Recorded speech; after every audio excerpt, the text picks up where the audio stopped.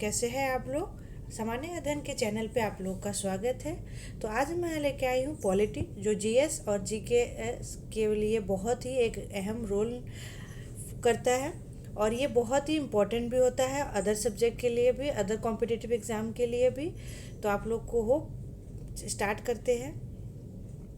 तो हमारा जो टॉपिक आता है वो होता है पॉलिटी का भारतीय राज्य व्यवस्था, यानी कि इंडियन पॉलिटी में हम क्या पहला टॉपिक देखते हैं, भारत का संवैधानिक विकास, कॉन्स्टिट्यूशनल डेवलपमेंट ऑफ इंडिया। तो हमारा ये वन लाइन क्वेश्चन होगा, ठीक, उसमें आंसर भी है। तो आप लोग को आई होप आप लोग को बिल्कुल अच्छा लगे, तो उस हिसाब से मैं इसको सेट कर देती हूँ। आपको दिखे भी, क्लियरिटी ना दिखे तो प्लीज़ आप लोग कमेंट करके बताना मेरे को। तो हम स्टार्ट करते हैं। रेगुलेटिंग एक्ट 1773 द्वारा सर्वोच्च न्यायालय की स्थापना कहाँ की गई थी? तो हमारा आंसर आता है कोलकाता में 1774 में। ठीक। भारतीय को भारत के प्रशासन में भाग लेने का अधिकार किस अधिनियम के द्वारा हुआ? तो चार्टर एक्ट 1833 के द्वारा। भारतीय विधान परिषद को बजट पर बहस करने की शक्ति किस अधिनियम के द्वारा प्राप्त हुई? भारत परिषद अधिनियम 1892 में। केंद्रीय विधानमंडल सर्वप्रथम किस अधिनियम के द्वारा द्विसदनीय यानी बाइकैमरल बनाया गया?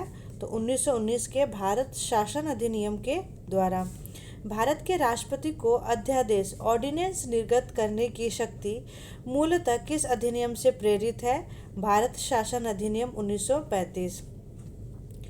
तो फ्रेंड, हम बॉक्स देख लेते हैं। बॉक्स में हमारा कुछ संवैधानिक विकास के बारे में है। ठीक, भारत के संवैधानिक विकास ये है दोस्तों। ये देख लेना, ईस्ट इंडिया कंपनी के अंतर्गत जब हमारा देश आज़ाद हुआ था तो हमें एक प्रस्ताव दिया गया था कि जब तक आपका मतलब वो बाद में आएगा। पहले मैं ये बता देती हूँ, सॉरी इंटरप्ट के लिए। मतलब पहले ईस्ट इंडिया कंपनी के अंदर, मतलब पहले ना ईस्ट इंडिया कंपनी हमारे भारत में आई थी, तो उसके अकॉर्डिंग जो मतलब ईस्ट यानी एक्ट जो लागू हुए थे वो सब है। तो ये हमारा पहला है regulating act 1773, Pitt's India act 1784, charter act 1793, charter act 1813, charter act 1833 और चार्टर एक्ट 1853। तो ये जो है ना, ये जितने भी है ये ईस्ट इंडिया कंपनी के अंतर्गत बने थे और ये भारत के बाहर बने थे। ये याद रखना, ये जो मतलब क्या होता था कि भारत के बाहर जो भी अधिनियम बनते थे उसको भारत में लागू किया जाता था, यानी ये भारत के बाहर बनते थे। और ये जो ब्रिटिश क्राउन के अंतर्गत, यानी कि ये जो नियम था, ये नियम बना था आपका भारत के अंदर बनता था। रूल अंग्रेज ही करते थे, ऐसा नहीं है, लेकिन पहले क्या होता था, ये इंग्लैंड में बनता था और ये आपका बनता है भारत में। ठीक, फिर इसके अंतर्गत देख लेते हैं कौन कौन से एक्ट आते हैं। भारत शासन अधिनियम 1858, भारत परिषद अधिनियम 1861, भारत परिषद अधिनियम 1892, भारत परिषद अधिनियम 1909, भारत शासन अधिनियम 1919, भारत शासन अधिनियम 1935 और भारतीय स्वतंत्रता अधिनियम 1947। इसके बाद क्या हुआ था, अब हमारा देश आज़ाद हो गया था तो हमारे देश ने अब क्या किया, संविधान को लागू किया था। तो इससे पहले संविधान जब लागू नहीं हुआ था तो उससे पहले क्या ये शासन हमारा चलता था। ठीक है फ्रेंड्स, तो हम आगे बढ़ते हैं। फिर प्रांतों में द्वैध शासन व्यवस्था यानी डायरकी सिस्टम किस अधिनियम के द्वारा लागू की गई थी? तो वो हमारा था भारत शासन अधिनियम 1919। यानी जब ये चीज़ क्या बना था, ये हमारा बना था भारत के अंदर, ये अधिनियम बना था। ब्रिटिश भारत में किस अधिनियम में संघीय शासन का प्रावधान था? तो भारत शासन अधिनियम 1935।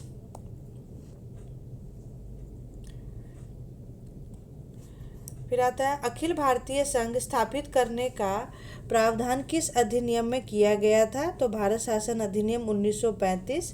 बॉक्स में देख लेते हैं फ्रेंड्स। भारत के संविधान में केंद्र और राज्य के मध्य किया गया शक्तियों का विभाजन भारत सरकार अधिनियम 1935 पर आधारित है। फिर हम नेक्स्ट क्वेश्चन पे आते हैं। एक निर्वाचित संविधान सभा द्वारा भारत के संविधान का निर्माण करने का प्रस्ताव किसके द्वारा दिया गया था? तो वो हमारा था क्रिप्स मिशन के द्वारा। भारतीय संविधान सभा का गठन किसके अंतर्गत किया गया था? तो हमारा क्या है, कैबिनेट मिशन 1946 के अंतर्गत। कैबिनेट मिशन द्वारा प्रस्तुत योजना के अनुसार संविधान सभा में प्रांतों से प्रतिनिधियों का निर्वाचन किस अनुपात में था? 10 लाख की जनसंख्या पर एक सदस्य। मतलब आप दिया गया था कि ठीक है आप प्रतिनिधि को चुन सकते हैं, तो उसके लिए क्या शर्त लिखी गई थी कि जनसंख्या 10 लाख होना चाहिए, उसमें एक व्यक्ति आपका उभर कर आएगा। नेक्स्ट क्वेश्चन पे आते हैं। भारतीय संविधान का निर्माण करने वाली संविधान सभा के सदस्यों का चुनाव किसके द्वारा किया गया था? विभिन्न प्रांतों की विधानसभाओं के द्वारा। अब आते हैं अंतरिम सरकार 1946। यानी आप लोग को पता होगा अंतरिम सरकार क्या होता है? वो सरकार जो स्वतंत्रता, मतलब सरकारें तो भारत की थी लेकिन वो अंडर ब्रिटिश के थे। मतलब जब तक ब्रिटिश नहीं चले गए थे वो तब तक क्या था, सरकार हमारे भारतीय लोग ही उसको हैंडल कर रहे थे। लेकिन उसको हम अंतरिम सरकार कहते हैं। क्यों कहते हैं? क्योंकि ये उस टाइम ब्रिटिश सरकार के अंडर ही ये सरकार बनी हुई थी। पूर्णतः हमारा देश आज़ाद नहीं हुआ था। तो हम पहले सदस्य देख लेते हैं, उसके बाद धारित विभाग, मतलब कौन से सदस्य क्या क्या विभाग को हैंडल करते थे। तो पहले आते हैं हमारे जवाहरलाल नेहरू। तो उसमें है राष्ट्रमंडल संबंध तथा विदेशी मामले को वो जवाहरलाल नेहरू संभालते थे। सरदार वल्लभ भाई पटेल गृह सूचना एवं प्रसारण का विभाग संभालते थे। डॉक्टर राजेंद्र प्रसाद खाद्य एवं कृषि के लिए। जॉन मथाई उद्योग एवं नागरिक आपूर्ति के लिए। जगजीवन राम श्रम के लिए। सरदार बलदेव सिंह रक्षा के लिए। लियाकत अली खान वित्त के लिए। और सी राजगोपालाचारी जी शिक्षा एवं कला के लिए। तो आप सबको समझ में आ गया कि कौन से विभाग को कौन सदस्य संभाल रहे थे। फिर हमारा आता है भारत शासन अधिनियम 1919 की समीक्षा करने के लिए वर्ष 1927 में साइमन कमीशन का गठन किया गया था। अब इसके अगेंस्ट लोगों ने क्या किया था? प्रोटेस्ट किया था। लेकिन प्रोटेस्ट करने का भी एक तरीका ये था कि इसको आना था 20 साल बाद, लेकिन ये कुछ पहले ही आ गया था, है ना। तो हम आगे आप इसको बढ़ते हैं। नेक्स्ट हमारा आ जाता है नेक्स्ट क्वेश्चन। भारत की संविधान सभा की पहली बैठक कब हुई थी? 9 दिसंबर 1946 को। भारतीय संविधान का प्रथम प्रारूप first draft sir BN Rao द्वारा तैयार किया गया था। नेक्स्ट क्वेश्चन है संविधान सभा का स्थायी अध्यक्ष परमानेंट चेयरमैन किसे चुना गया था? डॉक्टर राजेंद्र प्रसाद को। संविधान सभा में पंडित नेहरू द्वारा उद्देश्य प्रस्ताव कब प्रस्तुत किया गया था? 13 दिसंबर 1946 को। नेहरू द्वारा प्रस्तुत उद्देश्य प्रस्ताव संविधान सभा में कब स्वीकृत हुआ था? तो वो था 22 जनवरी 1947 को। 13 दिसंबर 1946 को क्या हुआ था? प्रस्ताव को प्रस्तुत किया गया था। और उसकी स्वीकृति कब हुई थी? 26 जनवरी 1947 को। भारतीय संविधान के निर्माण काल में संविधान सभा के कुल कितने अधिवेशन हुए थे? तो 11 अधिवेशन हुए थे। भारतीय संविधान के निर्माण में संविधान सभा को कितना समय लगा? 2 वर्ष 11 माह 18 दिन लगे। भारतीय संविधान सभा के संवैधानिक सलाहकार कौन थे? तो वो भी कौन थे? सर BN राव थे। भारत की संविधान सभा में वर्तमान रूप में राष्ट्रीय ध्वज को कब अपनाया गया? 22 जुलाई 1947 को। बॉक्स देख लेते हैं। संविधान सभा की प्रथम बैठक की अध्यक्षता, प्रथम बैठक याद रखना दोस्तों, प्रथम बैठक की अध्यक्षता डॉक्टर सच्चिदानंद सिन्हा किए थे, जो कि क्या थे? अस्थायी अध्यक्ष थे। ठीक। भारत का संविधान कब स्वीकार किया गया? 26 नवंबर 1949 को।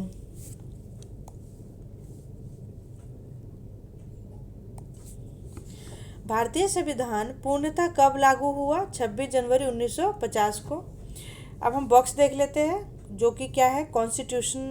कॉन्स्टिट्यूंट असेंबली है। ओके, संविधान सभा 9 दिसंबर 1946 को संविधान सभा की प्रथम बैठक हुई, ठीक है दोस्तों, जिसमें डॉक्टर सच्चिदानंद सिन्हा को अस्थायी अध्यक्ष तथा 11 दिसंबर 1946 को डॉक्टर राजेंद्र प्रसाद को स्थायी अध्यक्ष चुना गया। संविधान निर्माण का प्रारंभ 13 दिसंबर 1946 को पंडित जवाहरलाल नेहरू द्वारा प्रस्तुत उद्देश्य प्रस्ताव से हुआ, जिसे 22 जनवरी 1947 को सर्वसम्मति से स्वीकार कर लिया गया। 26 नवंबर 1946 को भारतीय संविधान अंगीकृत अडॉप्ट किया गया, जबकि 26 जनवरी 1950 को इससे पूर्णतः लागू किया गया। बॉक्स में था, भारत का संविधान मूलतः 2 भाषाओं हिंदी तथा अंग्रेजी में लिखा गया था और सभी सदस्यों ने इन दोनों प्रतियों पर हस्ताक्षर किए थे।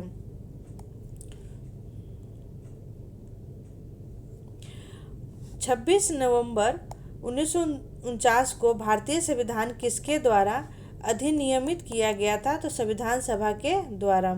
जन गण मन को भारत के राष्ट्रीय गान के रूप में कब अपनाया गया था?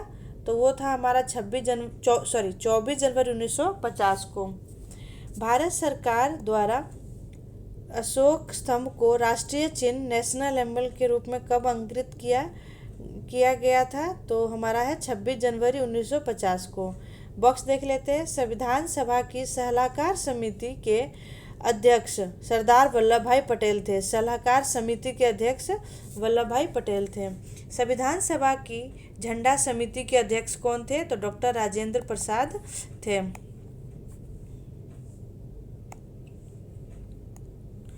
प्रमुख समितियां एवं उनके अध्यक्ष, जैसे संघ शक्ति समिति, उनके अध्यक्ष थे पंडित जवाहरलाल नेहरू। संघीय संविधान समिति पंडित जवाहरलाल नेहरू। प्रांतीय संविधान समिति के अध्यक्ष सरदार वल्लभ भाई पटेल। प्रारूप समिति के अध्यक्ष डॉक्टर भीमराव अंबेडकर। मौलिक अधिकारों एवं अल्पसंख्यकों संबंधित परामर्श समिति सरदार वल्लभ भाई पटेल। प्रक्रिया नियम समिति डॉक्टर राजेंद्र प्रसाद। राज्यों के लिए समिति पंडित जवाहरलाल नेहरू। संचालन समिति डॉक्टर राजेंद्र प्रसाद। ठीक है। अब नेक्स्ट क्वेश्चन है, संविधान सभा के कार्यों से संबंधित समिति के अध्यक्ष कौन थे? तो जी.वी. मावलकर थे। हम बॉक्स देख लेते हैं फ्रेंड्स। Doctor B R. अंबेडकर की अध्यक्षता में संविधान सभा की प्रारूप समिति 6 अन्य सदस्य थे।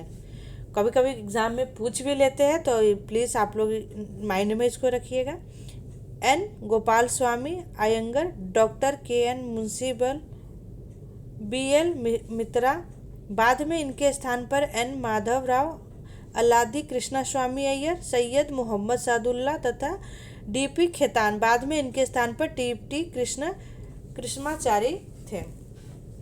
संविधान सभा ने डॉक्टर बी.आर. अंबेडकर की अध्यक्षता में प्रारूप समिति का गठन किया था।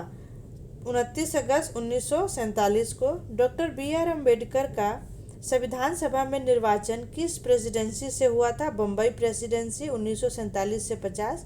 पहले बंगाल प्रेसिडेंसी से थे, बाद में बम्बई प्रेसिडेंसी से हुए थे। हम नेक्स्ट पे आते हैं। नेक्स्ट हमारा टॉपिक हो जाएगा संविधान के विभिन्न प्रावधानों व उनके स्रोत, various provision of the constitution and their sources. ठीक, तो हम क्वेश्चन पे आते हैं फ्रेंड्स। हमारा क्वेश्चन है पहला, भारतीय संविधान में मौलिक कर्तव्यों फंडामेंटल ड्यूटीज का विचार किस देश के संविधान से लिया गया? रूस के संविधान से।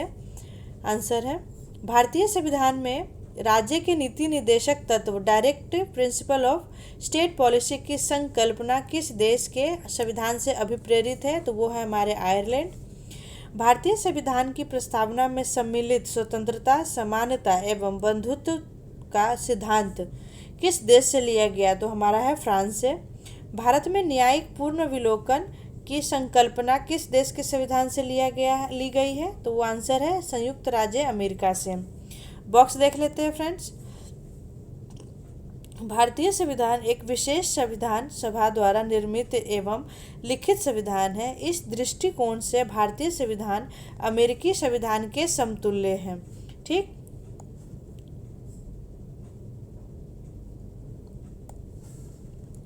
नेक्स्ट क्वेश्चन है, भारतीय संविधान में संवैधानिक संशोधन का प्रावधान किस देश से लिया गया है? दक्षिण अफ्रीका से। मतलब जो जो चेंजेस होते हैं ना उसको अमेंडमेंट करने के लिए कहाँ से लिया गया? तो वो हमारे दक्षिण अफ्रीका से लिया गया है।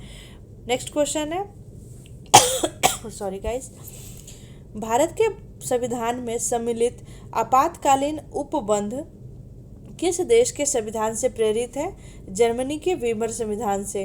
दोस्तों क्वेश्चन भी ऐसे बन के आ सकते हैं कि जिसका आंसर आपको जर्मनी के वीमर संविधान में लिखा होगा, तो इस हिसाब से आप इसको अच्छे से पढ़ लीजिएगा। शक्तिशाली केंद्र के साथ भारत की संघात्मक व्यवस्था किस देश के संविधान से प्रेरित है? यानी फेडरल सिस्टम, तो वो है कनाडा से। हमारा नेक्स्ट क्वेश्चन है, भारत के संविधान में सम्मिलित समवर्ती सूची किस देश से ली गई है? तो वो आंसर है ऑस्ट्रेलिया से। भारतीय संविधान में निहित विधि द्वारा स्थापित प्रक्रिया किस देश के संविधान से ग्रहण की गई है? तो जापान के संविधान से। भारतीय संविधान की प्रस्तावना में सामाजिक, आर्थिक एवं राजनीतिक न्याय का आदर्श प्रावधान किस देश के संविधान से प्रेरित है? तो वो है हमारे रूस। भारतीय संविधान में संसदीय विशेषाधिकार पार्लियामेंट्री प्रिविलेज की संकल्पना किस देश के संविधान पर आधारित है? तो आंसर है ब्रिटेन।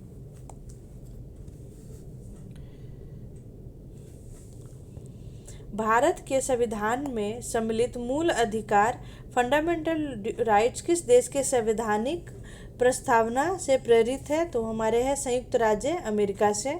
बॉक्स देख लेते हैं फ्रेंड, विभिन्न देशों के संविधानों से लिए गए प्रावधान, मतलब कौन से देश से कौन से प्रावधान लिए गए हैं। अब हमारा पहला है संयुक्त राज्य America, United state of America.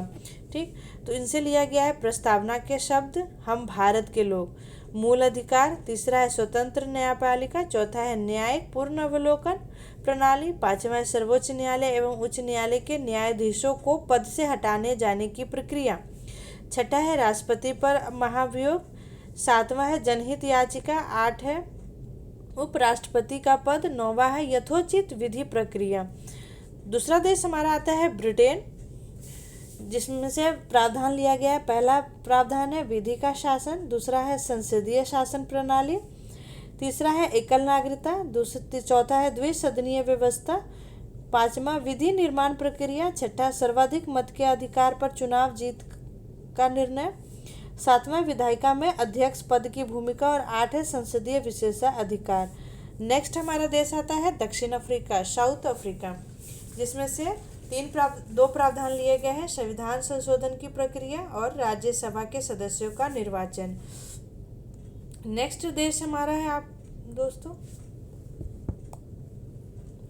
Canada से लिया गया है सशक्त केंद्र के साथ संघीय व्यवस्था, दूसरा है शक्तियों का वितरण तथा अवशिष्ट शक्तियों का केंद्र में निहित होना, तीसरा है केंद्र द्वारा राज्यों में राज्यपाल की नियुक्ति, चौथा है उच्चतम न्यायालय का परामर्शी न्याय निर्णय, पांचवा है संघात्मक विशेषताएं। हमारा नेक्स्ट देश आता है ऑस्ट्रेलिया, जिसमें है पहला प्रावधान है समवर्ती सूची, दूसरा प्रावधान है व्यापार वाणिज्य एवं समागम की स्वतंत्रता संबंधित प्रावधान, तीसरा है संसद के दोनों सदनों की संयुक्त बैठक, चौथा है प्रस्तावना की भाषा, मतलब जिस भाषा में लिखी गई है वो कौन सी भाषा होनी चाहिए। नेक्स्ट देश आता है हमारा आयरलैंड, राज्यों के पहला प्रावधान है राज्यों के नीति निर्देशक तत्व, दूसरा प्रावधान है राष्ट्रपति की निर्वाचन पद्धति, तीसरा है राज्यसभा में सदस्यों का नामांकन, चौथा नेक्स्ट देश हमारा आता है फ्रांस, उनसे लिया गया है पहला हमारा लिया गया है गणतंत्रात्मक व्यवस्था, दूसरा स्वतंत्रता, समानता एवं बंधुत्व का सिद्धांत।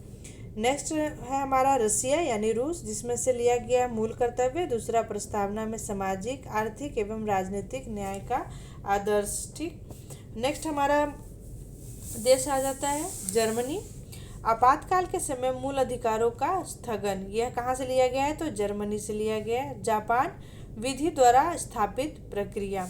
ठीक है, भारतीय संविधान में विधि निर्माण प्रक्रिया ब्रिटेन से है, जबकि विधि द्वारा स्थापित प्रक्रिया जापान से ली गई है। इन दोनों में क्वेश्चन क्या होता है, जब क्रैश करता है तो कन्फ्यूजन हो सकता है, तो इसलिए आप याद रखिएगा कि भारतीय संविधान में विधि निर्माण प्रक्रिया और विधि द्वारा स्थापित प्रक्रिया में क्या डिफरेंस है और ये कहाँ से लिए गए हैं। इसी के साथ हम नेक्स्ट टॉपिक पर बढ़ते हैं। जो हमारा नेक्स्ट टॉपिक है भारतीय संविधान के भाग, parts of the Indian constitution.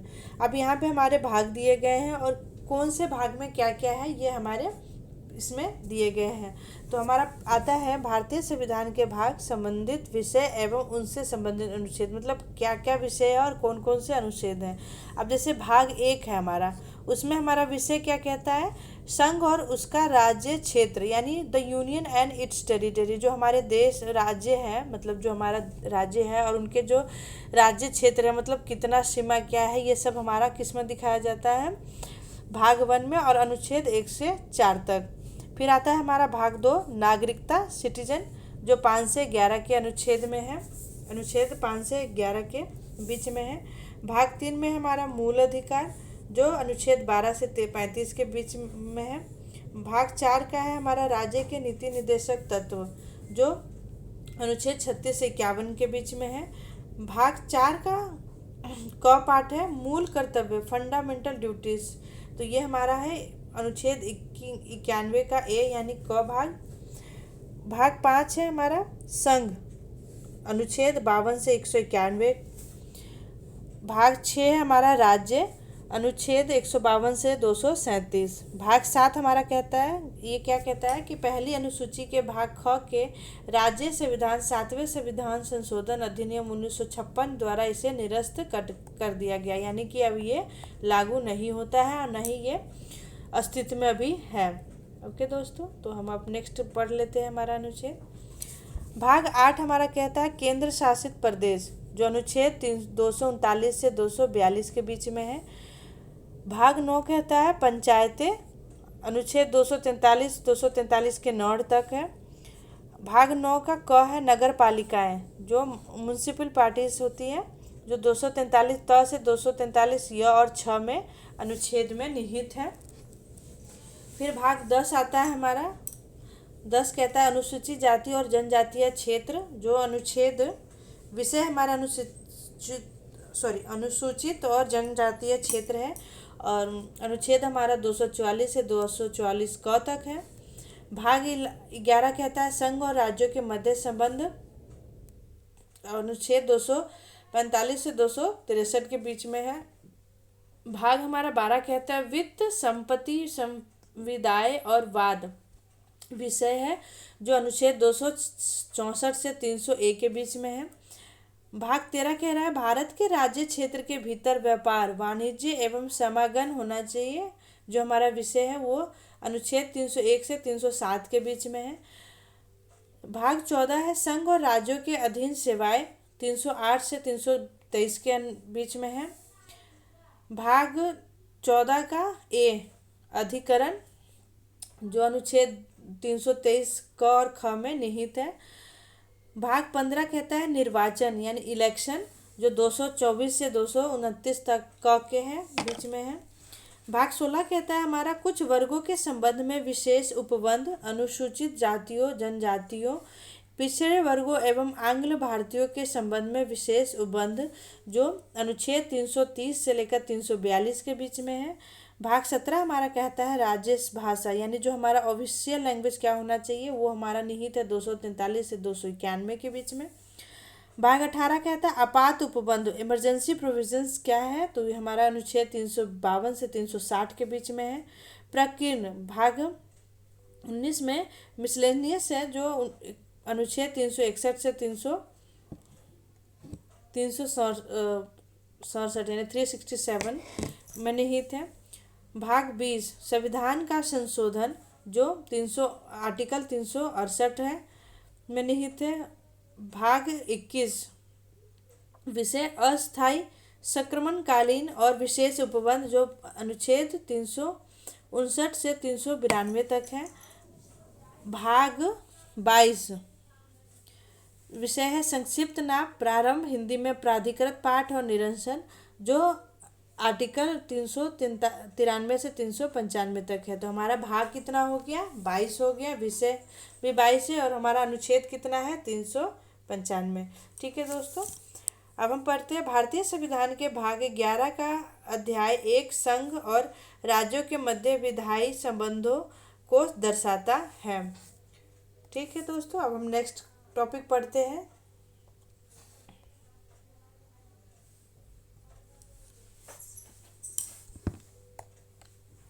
हमारा नेक्स्ट टॉपिक है भारतीय संविधान में अनुसूचियाँ, schedules in the Indian constitution.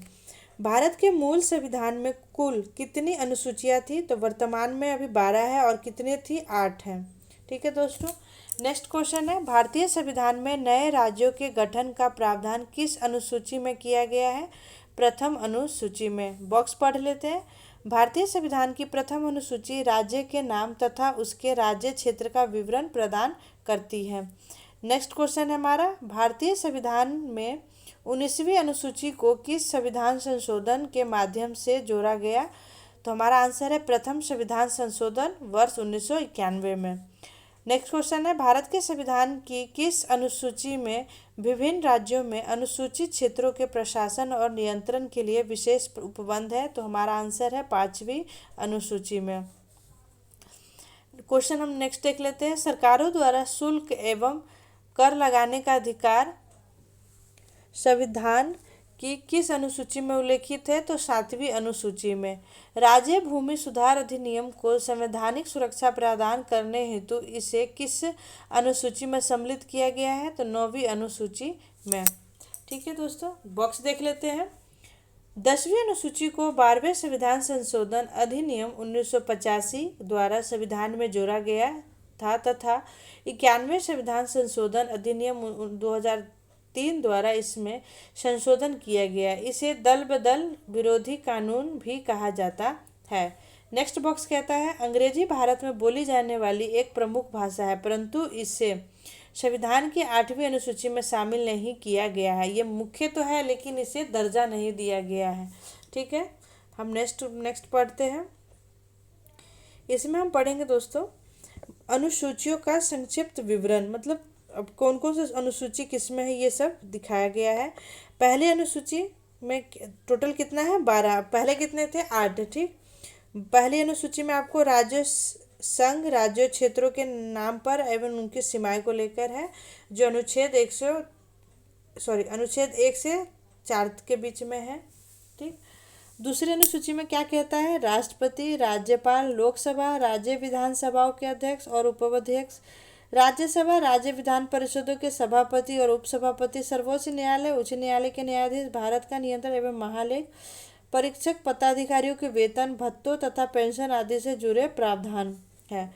तो ये हमारा इस अनुच्छेद 59 भाग 3, 65 भाग 3, 75 भाग 6, 97, 125, 148 भाग 3, 158 भाग 3, 164 भाग 5 और 186 और 221 में निहित है।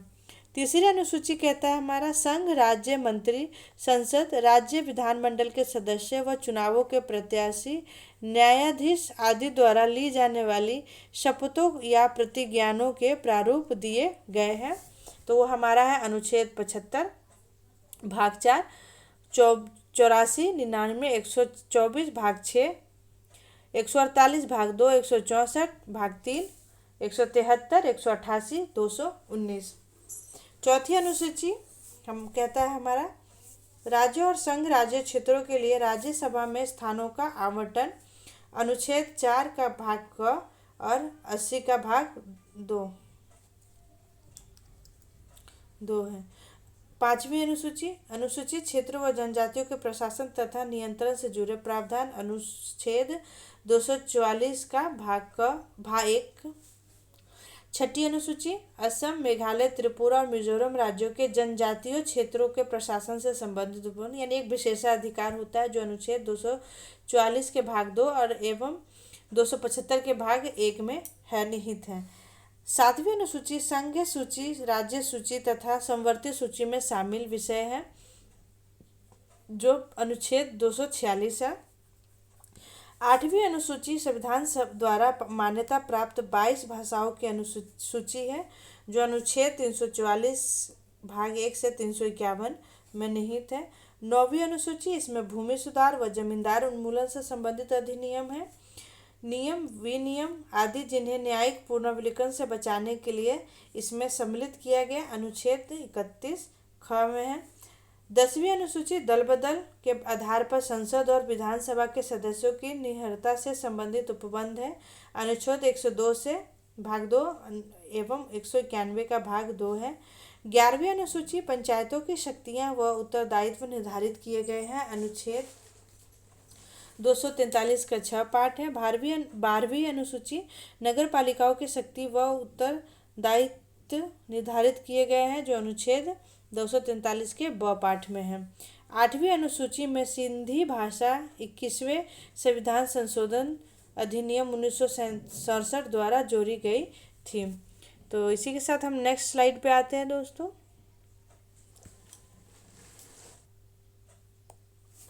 नेक्स्ट क्वेश्चन है हमारा, टॉपिक है पहले भारतीय संविधान की विशेषता यानी कि फीचर्स ऑफ इंडियन कॉन्स्टिट्यूशन। अब हमारा नेक्स्ट क्वेश्चन आता है, संविधान में हमारे राष्ट्र का उल्लेख किन नामों से किया गया है? तो हमारा आंसर है India, that is Bharat. India अर्थात भारत है। नेक्स्ट क्वेश्चन है, भारतीय संविधान में किस प्रकार की शासन प्रणाली की व्यवस्था की गई है? संसदनात्मक की व्यवस्था की गई है। संसदनात्मक शासन व्यवस्था में विधायिका का कार्यपालिका पर नियंत्रण होता है।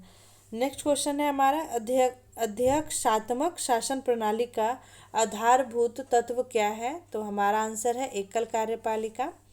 भारत की संसदीय शासन प्रणाली एवं ब्रिटेन के संसदीय शासन प्रणाली के मध्य अंतर का मुख्य बिंदु कौन सा है? तो हमारा आंसर है न्यायिक समीक्षा। भारत का संविधान परिसंघीय है, यह किससे निर्धारित होता है? तो हमारा आंसर है केंद्र और राज्यों के मध्य शक्तियों के वितरण से।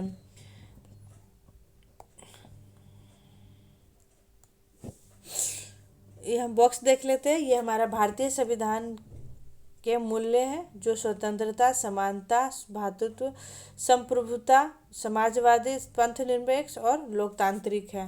तो इन सब का तो अर्थ आप लोग को पता ही होगा। नेक्स्ट क्वेश्चन हमारा आता है, नीति निर्देशक तत्वों तथा मूल अधिकारों को संविधान की आत्मा किसने कहा था? तो ग्रेनविल ऑस्टिन ने कहा था। दोस्तों इसको आप मतलब इस टाइप के क्वेश्चन बहुत से कॉम्पिटिटिव एग्जाम में पूछे जाते हैं। ठीक, नेक्स्ट है हमारा, मूल संविधान में कुल कितने अनुच्छेद और कितनी अनुसूचियां हैं? तो 395 अनुच्छेद और 8 अनुसूचियां हैं, मैंने आप लोगों को पहले ही बता दिया था। सर्वप्रथम कांग्रेस के किस अधिवेशन में जनगण मन गाया गया था? तो हमारा आंसर है कलकत्ता अधिवेशन वर्ष 2011 में। राष्ट्रगान नेशनल एंथम के गायन का मानक समय कितना है? तो हमारा है 52 सेकेंड। बॉक्स देख लेते हैं दोस्तों। भारतीय संविधान की जटिलता के कारण इसे वकीलों का स्वर्ग कहा जाता है। नेक्स्ट हमारा आ जाता है नेक्स्ट क्वेश्चन, भारतीय संविधान अधिक कठोर तथा अधिक लचीले के मध्य एक अच्छा संतुलन स्थापित करता है, यह कथन किसका है? तो वो है केसी वेहर की। बॉक्स कह रहा है भारतीय संविधान अंशतः कठोर और अंशतः लचीला भी है, मतलब ना ये ज़्यादा कठोर है ना ज़्यादा लचीला है। ठीक, और इसे नॉर्मल भाषा में कहेंगे कि ये कठोर भी है और लचीला भी है, ये भी हम कह सकते हैं। नेक्स्ट क्वेश्चन आता है हमारा, भारत अर्ध संघात्मक राज्य है, यह किसने कहा था? तो ये भी किसने कहा था? केसी वेयर ने कहा था। नेक्स्ट क्वेश्चन है, भारतीय संविधान के वृहद होने का क्या कारण है, मतलब इतना लंबा होने का क्या कारण है? तो हमारा क्या आंसर है? संघ तथा राज्यों का एकल संविधान, यानी एक ही संविधान होने की वजह से हमारा संविधान क्या है? बहुत ही वृहद है, यानी बहुत ही लंबा और लिखित संविधान है। नेक्स्ट क्वेश्चन आता है हमारा, अपनी राष्ट्रवादी प्रतिक्रिया में भारतीय संविधान के निर्माताओं ने अल्पसंख्यकों के हितों तथा भावनाओं के महत्व को कम करके आंका है, यह कथन किसका है? तो यह है आइवर जेनिक्स का। नेक्स्ट क्वेश्चन है हमारा, भारत में राजनीतिक सत्ता का प्रमुख स्रोत कौन है? तो वो है हमारा जनता। नेक्स्ट क्वेश्चन है, कोई भी संविधान कितना भी अच्छा क्यों न हो, यदि उसे क्रियान्वित करने वाले बुरे व्यक्ति है तो संविधान भी बुरा हो जाएगा, ये कथन किसका है? तो ये हमारे है डॉक्टर भीमराव अंबेडकर का। संविधान को संघात्मकता के तंग ढांचे में नहीं ढाला गया है। यह कथन किसका है? तो डॉक्टर भीमराव अंबेडकर का। नेक्स्ट क्वेश्चन है, भारत की स्वतंत्रता के बाद भारतीय राष्ट्रीय कांग्रेस को एक राजनीतिक दल के रूप में भंग कर दिया जाना चाहिए। यह सुझाव किसने दिया था? तो हमारा महात्मा गांधी ने दिए थे। दोस्तों, इस टाइप के क्वेश्चन ना आपके जो आईएनएम होते हैं उन उस जिन जिन लोगों के पास ये आईएनएम का जो सिलेबस होगा उनमें इस टाइप के क्वेश्चन आपको जरूर देखने को मिलेंगे। संविधान से संबंधित महात्मा गांधी, चाहे उनके अधिवेशन, कांग्रेस के सारे चीज़ आपको देखने को मिल सकते हैं। भारतीय संघवाद को सहकारी संघवाद किसने कहा है? तो यह ग्रीनविल ऑस्टिन ने कहा था। अध्यक्षात्मक शासन प्रणाली में कार्यपालिका की समस्त शक्तियाँ किसमें निहित होती है? तो राष्ट्रपति में। मतलब सारी शक्तियाँ क्या हो जाती है? एक में निहित हो जाती है। वो कौन है? हमारे राष्ट्रपति जी। नेक्स्ट को बॉक्स देख लेते हैं हम। मौलाना अबुल कलाम आज़ाद ने संविधान सभा में वयस्क मताधिकार को 15 वर्ष के लिए स्थगित करने की बात कही थी। ठीक। नेक्स्ट क्वेश्चन आता है, भारत का राष्ट्रीय पशु सब जानते हैं, बाघ है। भारत का राष्ट्रीय पुष्प हमारे कमल है। भारत का राष्ट्रीय पक्षी मोर है। भारत के राष्ट्रीय ध्वज के चक्र में कितनी तिलियां हैं? तो 24 है। नेक्स्ट हमारा बॉक्स में SR बोमई बनाम भारत संघवाद 1994 में उच्चतम न्यायालय ने कहा भारतीय संविधान एक परिसंघनात्मक संविधान है। ठीक। अब हम नेक्स्ट पे पहुंचते हैं।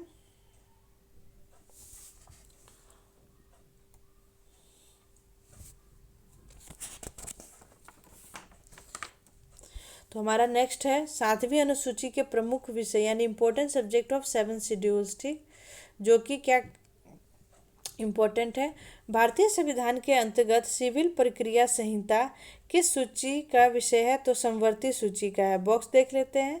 जनसंख्या नियंत्रण और परिवार नियोजन तथा आपराधिक मामले भारतीय संविधान की समवर्ती सूची में शामिल है। नेक्स्ट क्वेश्चन है, शिक्षा किस सूची का विषय है? तो समवर्ती सूची का, यानी दोनों स्टेट और सेंट्रल दोनों का है। नेक्स्ट है बॉक्स, शिक्षा प्रारंभ में राज्य सूची का विषय था, इसे 42वें संशोधन 1947 द्वारा समवर्ती सूची में स्थानांतरित किया गया था। नेक्स्ट क्वेश्चन है, भूमि सुधार किस सूची के अंतर्गत शामिल है? तो हमारा है राज्य सूची के अंतर्गत। नेक्स्ट क्वेश्चन है, रेलवे पुलिस किस सूची का विषय है? तो हमारा है राज्य सूची का। नेक्स्ट क्वेश्चन है, आर्थिक नियोजन किस सूची का विषय है? तो हमारा है समवर्ती सूची का। कृषि भारतीय संविधान की किस सूची से सम्मिलित है? राज्य सूची से। पंचायती राज किस सूची में सम्मिलित है? राज्य सूची में।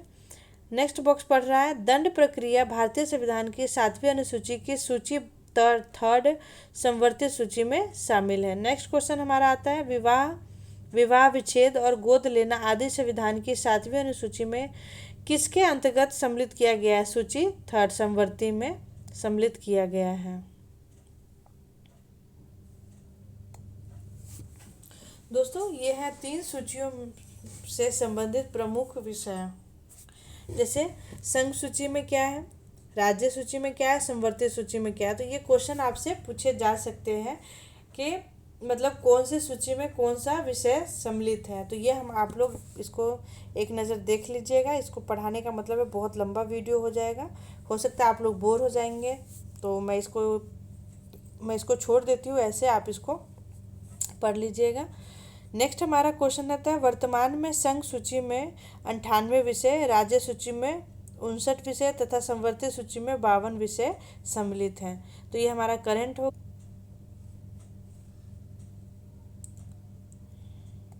नेक्स्ट आता है उद्देशिका। ये बहुत इंपॉर्टेंट पार्ट हो जाता है, बहुत इंपॉर्टेंट दोस्तों। इसमें से क्वेश्चन एक न एक क्वेश्चन आपका जरूर आता है, 1 से 2 नंबर का क्वेश्चन आपका कंपलसरी हो जाता है ना। तो इसे अच्छे से आप इसको पढ़ लीजिए। तो मैं चलती हूँ इसमें। यहाँ पे पहले बॉक्स देता है, तो बॉक्स में हम देख लेते हैं कि क्या कहा गया है। बॉक्स में कहा गया है कि हम भारत के लोग भारत को एक संपूर्ण प्रभुत्व संपन्न समाजवादी पंथ निरपेक्ष लोकतंत्रात्मक गणराज्य बनाने के लिए तथा उसके समस्त नागरिकों को सामाजिक, आर्थिक और राजनीतिक न्याय, विचार अभिव्यक्ति, विश्वास, धर्म और उपासना की स्वतंत्रता, प्रतिष्ठा और अवसर की समानता प्राप्त कराने के लिए तथा उस सब में व्यक्ति की गरिमा और राष्ट्र की एकता और अखंडता सुनिश्चित करने वाली बंधुता बढ़ाने के लिए दृढ़ संकल्प होकर अपनी इस संविधान सभा में आज तारीख 26 नवंबर 1949 में ये शुक्ल सप्तमी संवत 2006 विक्रमी को एतत् द्वारा इस संविधान को अंगीकृत अधिनियम और आत्मर्पित करते हैं। तो ये दोस्तों हमारा क्या है, ये हमारा हो गया आपका प्रस्तावना। ठीक है, तो आप इसको अच्छे से पढ़ लीजिए। हम नेक्स्ट आते हैं। नेक्स्ट क्वेश्चन है हमारा, संविधान सभा में उद्देश्य प्रस्तावना कब प्रस्तुत किया गया था। मैंने आप लोग को बताया था कि प्रस्तुत किया गया था पंडित जवाहर जी द्वारा, जो किया गया था 13 दिसंबर 1946 को प्रस्तुत किया गया था। भारतीय संविधान का कौन सा भाग भारत को एक धर्मनिरपेक्ष राज्य के रूप में वर्णित करता है। संविधान की प्रस्तावना। नेक्स्ट बॉक्स है, भारतीय संविधान की प्रस्तावना में भारत को एक प्रभुत्व संपन्न समाजवादी पंथ निरपेक्ष लोकतांत्रिक गणराज्य के रूप में घोषित किया गया है। ठीक, हमारा नेक्स्ट क्वेश्चन आता है, सर्वोच्च न्यायालय द्वारा ऐसा किस वाद में कहा गया है कि अनुच्छेद 368 के अंतर्गत संविधान की प्रस्तावना में भी संशोधन किया जा सकता है, परंतु यह मूल ढांचे का उल्लंघन करने वाला नहीं होना चाहिए। तो वो हमारा है केशवानंद भारतीवाद 1973। ठीक है, हमारा नेक्स्ट बॉक्स आता है संविधान संबंधित विचार। ठीक, उद्देशिका को के.एम. मुंशी ने, राजनीतिक जन्मपंत्री ठाकुर दास भार्गव ने संविधान की आत्मा तथा N.A. पालकीवाला ने संविधान का परिचय पत्र कहा है। अनुच्छेद 32 संवैधानिक उपचारों का अधिकार को डॉक्टर भीमराव अम्बेडकर ने संविधान का हृदय एवं आत्मा कहा है। सर अर्नेस्ट बार्कर ने प्रस्तावना को संविधान का परिचय पत्र कहा है। हमारा नेक्स्ट क्वेश्चन आता है, भारत के संदर्भ में पंथ निरपेक्ष शब्द का सही भाव क्या है। भारत में राज्य का कोई पंथ धर्म नहीं है। नेक्स्ट क्वेश्चन है, उद्देशिका में सम्मिलित सामाजिक आर्थिक व राजनीतिक न्याय के तत्व किससे संबंधित है। तो हमारा आंसर 1917 की रूसी क्रांति से। नेक्स्ट क्वेश्चन है, उच्चतम न्यायालय ने किस वाद में यह धारणा प्रस्तुत की कि उद्देशिका संविधान का अभिन्न अंग है। तो वो हमारा है SR बम्बई बनाम यूनियन ऑफ इंडिया के तहत। नेक्स्ट क्वेश्चन है, सभी व्यक्ति पूर्णतः और समान रूप से मानव है, यह सिद्धांत कहलाता है सार्वभौमिकता का सिद्धांत। हमारा नेक्स्ट क्वेश्चन है, भारत में लौकिक सार्वभौमिकता है क्योंकि संविधान की प्रस्तावना आरंभ होती है। तो आंसर है हम भारत के लोग शब्दों से। नेक्स्ट हमारा आता है, लोक कल्याण शब्द भारत के संविधान की उद्देशिका में नहीं है, बल्कि यह राज्य के नीति निर्देशक तत्व का भाग है। गाइस, ये क्वेश्चन आपके ना BPSC के TR में पूछा गया था, TR 3 में या 2 में पूछा गया था कि जो लोक संविधान की उद्देशिका में कौन से शब्द लिखित नहीं है या शब्द है। तो उसमें एक क्वेश्चन ये भी, एक ऑप्शन ये भी था कि लोक कल्याण। तो लोक कल्याण हमारा नहीं आएगा, ऑप्शन में ये आ जाएगा कि ये नहीं है शब्द। नेक्स्ट क्वेश्चन है, किस संशोधन के द्वारा भारतीय संविधान की उद्देशिका में संशोधन किया गया था। तो हमारा आंसर है 42वें संविधान संशोधन के द्वारा। नेक्स्ट क्वेश्चन है, भारतीय संविधान की प्रस्तावना में जिन आदर्शों एवं उद्देश्यों की रूपरेखा दी गई है उनका विस्तार कहाँ है। तो हमारा आंसर है मूल अधिकारों, राज्यों के नीति निर्देशक सिद्धांतों एवं मौलिक कर्तव्यों के अध्याय में। मतलब ये 3 अध्यायों में हमारा इन सब का जिक्र है। नेक्स्ट क्वेश्चन है, राज्य का सबसे महत्वपूर्ण तत्व क्या है। संप्रभुत्वता। नेक्स्ट क्वेश्चन है हमारा, समाजवादी, अखंडता तथा पंथ निरपेक्ष शब्द संविधान की प्रस्तावना में किस संशोधन द्वारा सम्मिलित किए गए थे। तो हमारा आंसर क्या होना चाहिए, 42वें संशोधन द्वारा। नेक्स्ट क्वेश्चन है, उद्देशिका को राजनीतिक जन्मपत्री की संज्ञा किसने प्रदान की है। के.एन. मुंशी ने प्रदान की थी। नेक्स्ट क्वेश्चन है, प्रस्तावना संविधान का अंग नहीं है। उच्चतम न्यायालय ने यह मत किस वाद में व्यक्त किया था? तो हमारा आंसर है बेरूबारी बनाम संघ मामले में 1960 में। नेक्स्ट बॉक्स देख लेते हैं। संविधान निर्माण में महत्वपूर्ण भूमिका निभाने वाले संविधान सभा के सदस्य सर अलादी कृष्ण स्वामी अय्यर के अनुसार संविधान की प्रस्तावना हमारे दीर्घकालिक सपनों का विचार है।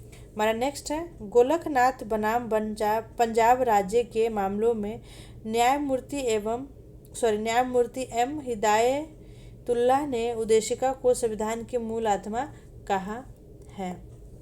हमारा नेक्स्ट हमारा है, संघ एवं राज्य क्षेत्र union and it's territory. Box में देख लेते हैं पहले। अनुच्छेद 1 भाग 3, भारत के राज्य क्षेत्र में निम्नलिखित क्षेत्र शामिल होंगे: राज्यों के राज्य क्षेत्र, संघ राज्य क्षेत्र, ऐसे अन्य राज्य क्षेत्र जो अर्जित किए जाए। नेक्स्ट क्वेश्चन हमारा बनता है, भारतीय संघ के अंतर्गत किस राज्य को सम्मिलित करने का अधिकार किसे प्राप्त है? तो संसद को है। नेक्स्ट क्वेश्चन है हमारा, संविधान के प्रथम अनुच्छेद के अनुसार भारत होगा राज्यों का संघ होगा। नेक्स्ट क्वेश्चन है, भारत में कितने राज्य एवं संघीय प्रदेश है? 28 राज्य एवं 8 संघीय प्रदेश, जिसमें राष्ट्रीय राजधानी क्षेत्र भी सम्मिलित है। नेक्स्ट क्वेश्चन हमारा, लोकसभा में केंद्र शासित प्रदेशों के लिए अधिकतम कितनी सीटें आरक्षित है? तो है 20। नेक्स्ट क्वेश्चन है, 2 पृथक केंद्र शासित प्रदेशों के रूप में जम्मू कश्मीर का विभाजन कब किया गया? 31 अक्टूबर 2019 को। नेक्स्ट क्वेश्चन हमारा आता है, नए राज्य की गठन की शक्ति किसे प्राप्त है? संसद को। नेक्स्ट क्वेश्चन है, राज्य के पुनर्गठन से संबंधित फजल अली आयोग की गठन किस वर्ष किया गया था? तो 1953 में। भाषाई आधार पर भारत में सर्वप्रथम किस राज्य का गठन किया गया था? तो आंध्र प्रदेश को। राज्य पुनर्गठन आयोग ने 1 नवंबर 1956 को कितने राज्य तथा केंद्र शासित प्रदेश बनाए थे? तो हमारा आंसर होगा 14 राज्य एवं 6 संघीय राज्य बनाए थे। नेक्स्ट क्वेश्चन हमारा, सिक्किम भारत का एक पूर्ण राज्य किस वर्ष बनाया गया था? तो हमारा 36वें संविधान संशोधन के अंतर्गत 1975 में। ठीक है दोस्तों, ये क्वेश्चन आपके आते हैं। भारत में केंद्र शासित प्रदेशों का प्रशासन किस के द्वारा किया गया जाता है? तो हमारा आंसर है राष्ट्रपति द्वारा। बॉक्स देख लेते हैं। जूनागढ़ रियासत को जनमत संग्रह के आधार पर तथा हैदराबाद रियासत को सैन्य कार्यवाही के आधार पर भारत में शामिल किया गया था। जम्मू कश्मीर रियासत के शासक हरि सिंह ने पाकिस्तानी सेना एवं कबायलियों के आक्रमण से सुरक्षा सुनिश्चित करने हेतु भारत के साथ विलय पत्र पर हस्ताक्षर करके कश्मीर को भारत में सम्मिलित किया था। तो ये तो आपको इन लोग के बारे में पता ही होंगे दोस्तों कि जूनागढ़ को क्या जनमत संग्रह के द्वारा और हैदराबाद को सैन्य शक्ति द्वारा करवाई गई थी। अब हम बॉक्स देख लेते हैं। संघ एवं इसके राज्य क्षेत्र से संबंधित अनुच्छेद, जैसे अनुच्छेद है 1 संघ के क्षेत्रों का नाम, ये अनुच्छेद है, ये सारे हमारे उसमें विषय वस्तु है, कौन से अनुच्छेद में क्या सम्मिलित है, ये तो मैंने आप लोग को ऊपर बता दिया था। दूसरा है पहले के विशेष राज्यों को राज्य का दर्जा, यानी पहले के विशेष राज्य थे उनको दर्जा कब दिया गया? तो राज्य और कौन से वर्ष में दिया गया वो बताया जा रहा है। नागालैंड को 1963 में, हिमाचल प्रदेश को 1971 में, मेघालय को 1972 में, सिक्किम को 1975 में, अरुणाचल प्रदेश को 1987 में, त्रिपुरा को 1972 में, मणिपुर को 1972 में, मिजोरम को 1987 में, गोवा में 1987 में, हरियाणा का 1966 में। हमारा नेक्स्ट है क्षेत्रीय परिषद, जोनल काउंसिल। जैसे परिषद का नाम मुख्यालय हेडक्वार्टर का है और सम्मिलित राज्य एवं संघ राज्य क्षेत्र, जैसे उत्तरी क्षेत्र परिषद, ये हमारा परिषद का नाम है काउंसिल। नई दिल्ली में हेडक्वार्टर है। जम्मू कश्मीर, लद्दाख, हिमाचल प्रदेश, हरियाणा, पंजाब, राजस्थान, दिल्ली, चंडीगढ़, ये सब का यहाँ पे हेडक्वार्टर है नई दिल्ली में। केंद्रीय क्षेत्रीय परिषद प्रयागराज में है, जिसमें उत्तर प्रदेश, उत्तराखंड, मध्य प्रदेश, छत्तीसगढ़ शामिल हैं। पूर्वी क्षेत्रीय परिषद में कोलकाता, बिहार, झारखंड, पश्चिम बंगाल, उड़ीसा और सिक्किम शामिल है। पश्चिमी क्षेत्रीय परिषद में मुंबई, गुजरात, महाराष्ट्र, गोवा, दादरा व नगर हवेली, दमन व दीव शामिल है। दक्षिणी क्षेत्रीय परिषद में चेन्नई, आंध्र प्रदेश, कर्नाटक, तमिलनाडु, केरल, पुडुचेरी और तेलंगाना सम्मिलित हैं। दिसंबर 1953 में फजल अली की अध्यक्षता में 3 सदस्यीय राज्य पुनर्गठन आयोग का गठन किया गया था। नेक्स्ट है हमारा भारत के 28 राज्य व 8 केंद्र शासित प्रदेश। ठीक, तो ये हमारे टोटल है। जैसे राजस्थान, जिसकी राजधानी जयपुर है, भाषा हिंदी है, जिला की संख्या 50 है, क्षेत्रफल हमारा 13,42,239 है और भारत के कुल क्षेत्र का कवर कर रखा है 10.41%। ठीक है, तो ये हमारे आपके जितने भी राज्य हैं वो सब दिया गया है। तो अगर आप लोग इसको अच्छे से पढ़ लीजिएंगे तो ठीक है, नहीं तो मुझे फिर इसको कराने में ज़्यादा समय लग जाएगा, लंबा टाइम लग जाएगा, वीडियो लेंथी हो जाएगा, कोई फ़ायदा नहीं होगा। और ये आपके जितने भी बीपीएससी है उसमें से क्वेश्चन पूछे जाते हैं, तो ये इसको प्लीज़ आप अच्छे से याद कर लीजिएगा। आपको बहुत अच्छे से एक्यूरेट दिया गया हुआ है, इसमें कोई प्रॉब्लम नहीं है। हाँ, एक चीज़ है जो मैं आप लोग को बताती हूँ कि जो हमारा उत्तर प्रदेश है उसमें क्या है कि 75 पहले ज़िला था, अब एक अपडेट होके 76 ज़िले हो गए हैं। ठीक, और इसका कुल क्षेत्र कितना है? 7.18 क्षेत्र कर रखा है, कवर्ड मतलब एक्यूपाई कर रखा है। ठीक, हाँ, ये भी आप ऐसे भी आप इसको पढ़ सकते हैं। जैसे क्षेत्रफल की दृष्टि से अगर आपसे पूछा जाता है, जैसे पहले कौन है, तो पहले राजस्थान हो गया, फिर मध्य प्रदेश हो गया, महाराष्ट्र हो गया, उत्तर प्रदेश, गुजरात, कर्नाटक। देखिए यहाँ पे सब क्या रेशो से आपको पता चल जाएगा कि सबसे छोटा हमारा गोवा है और मतलब सबको सीक्वेंस वाइज दिया गया हुआ है। ठीक है दोस्तों, तो अब हम नेक्स्ट बढ़ते हैं। अब हमारे आते हैं केंद्र शासित प्रदेश।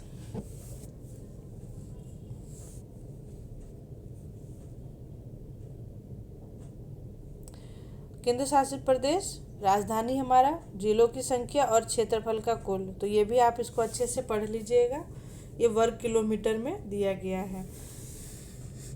बॉक्स में देख लेते क्या कह रहा है। भारत का सबसे बड़ा जिला कच्छ, गुजरात 45,652 वर्ग किलोमीटर तथा सबसे छोटा जिला माहे, पुदुचेरी 9 वर्ग किलोमीटर है। तो ये जो क्वेश्चन है ना, इनसे क्वेश्चन आपके ज़रूर बनते हैं, तो इसको आप अच्छे से नोट कर लीजिएगा।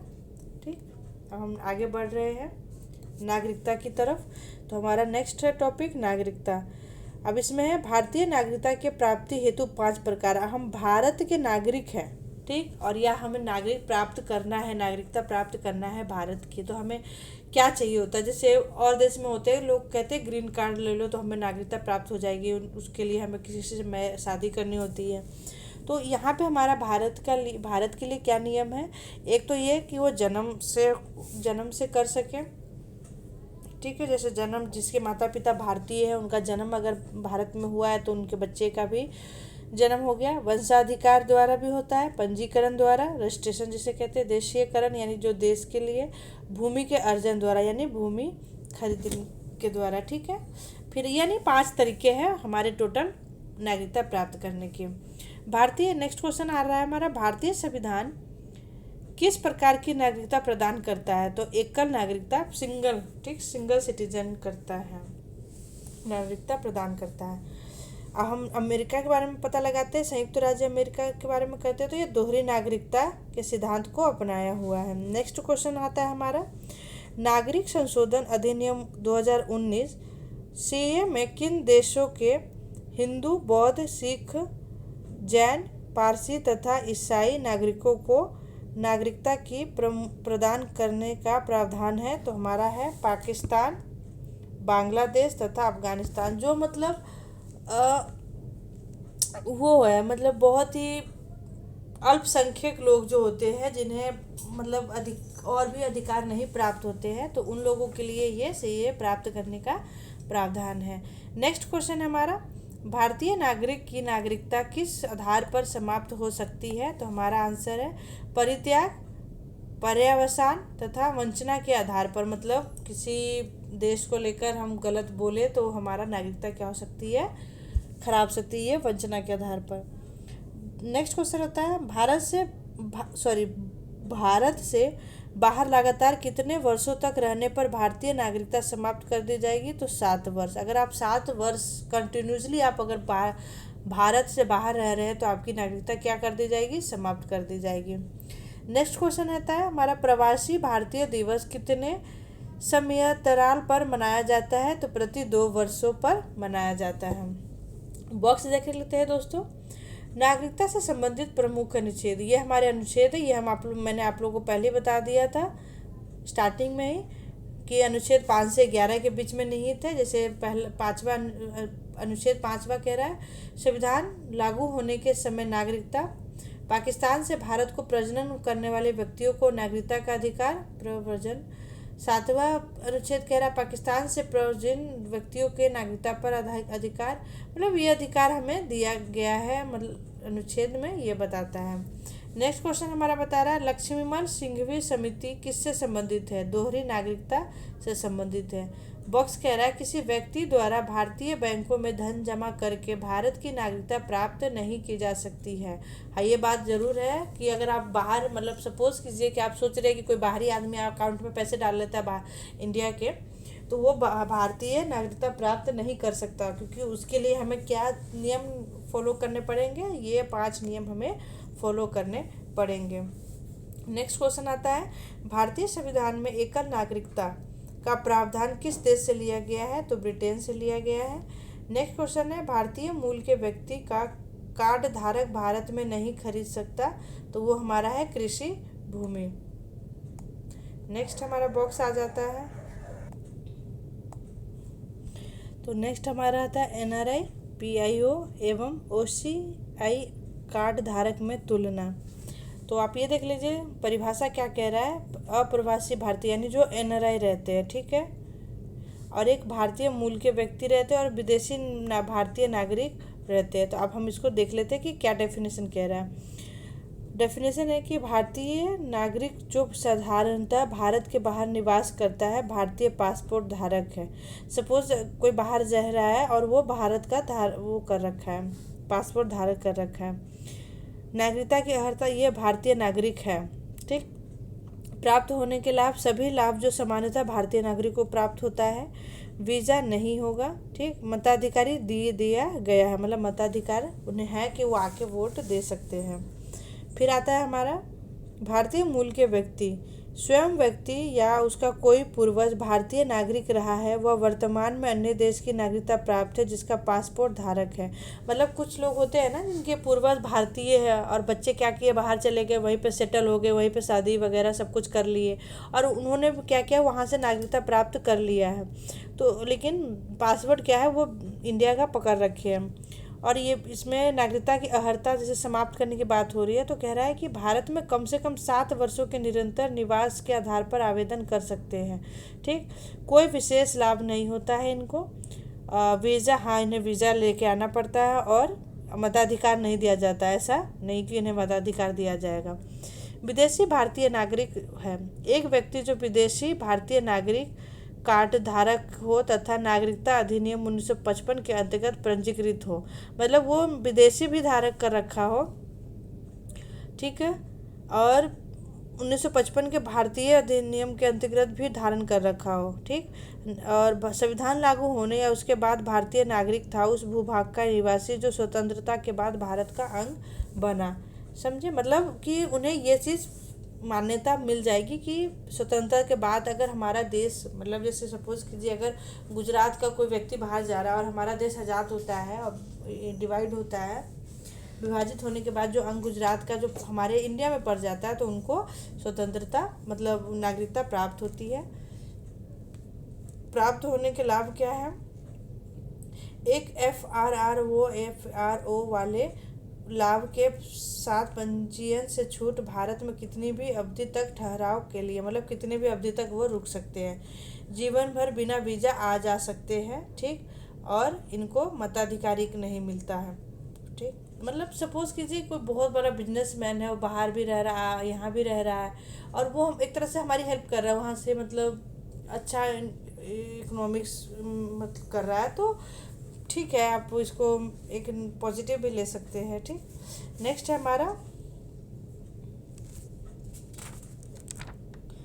LM सिंघवी की अध्यक्षता में गठित समिति ने प्रतिवर्ष 9 जनवरी को प्रवासी भारतीय दिवस मनाने की अनुशंसा की।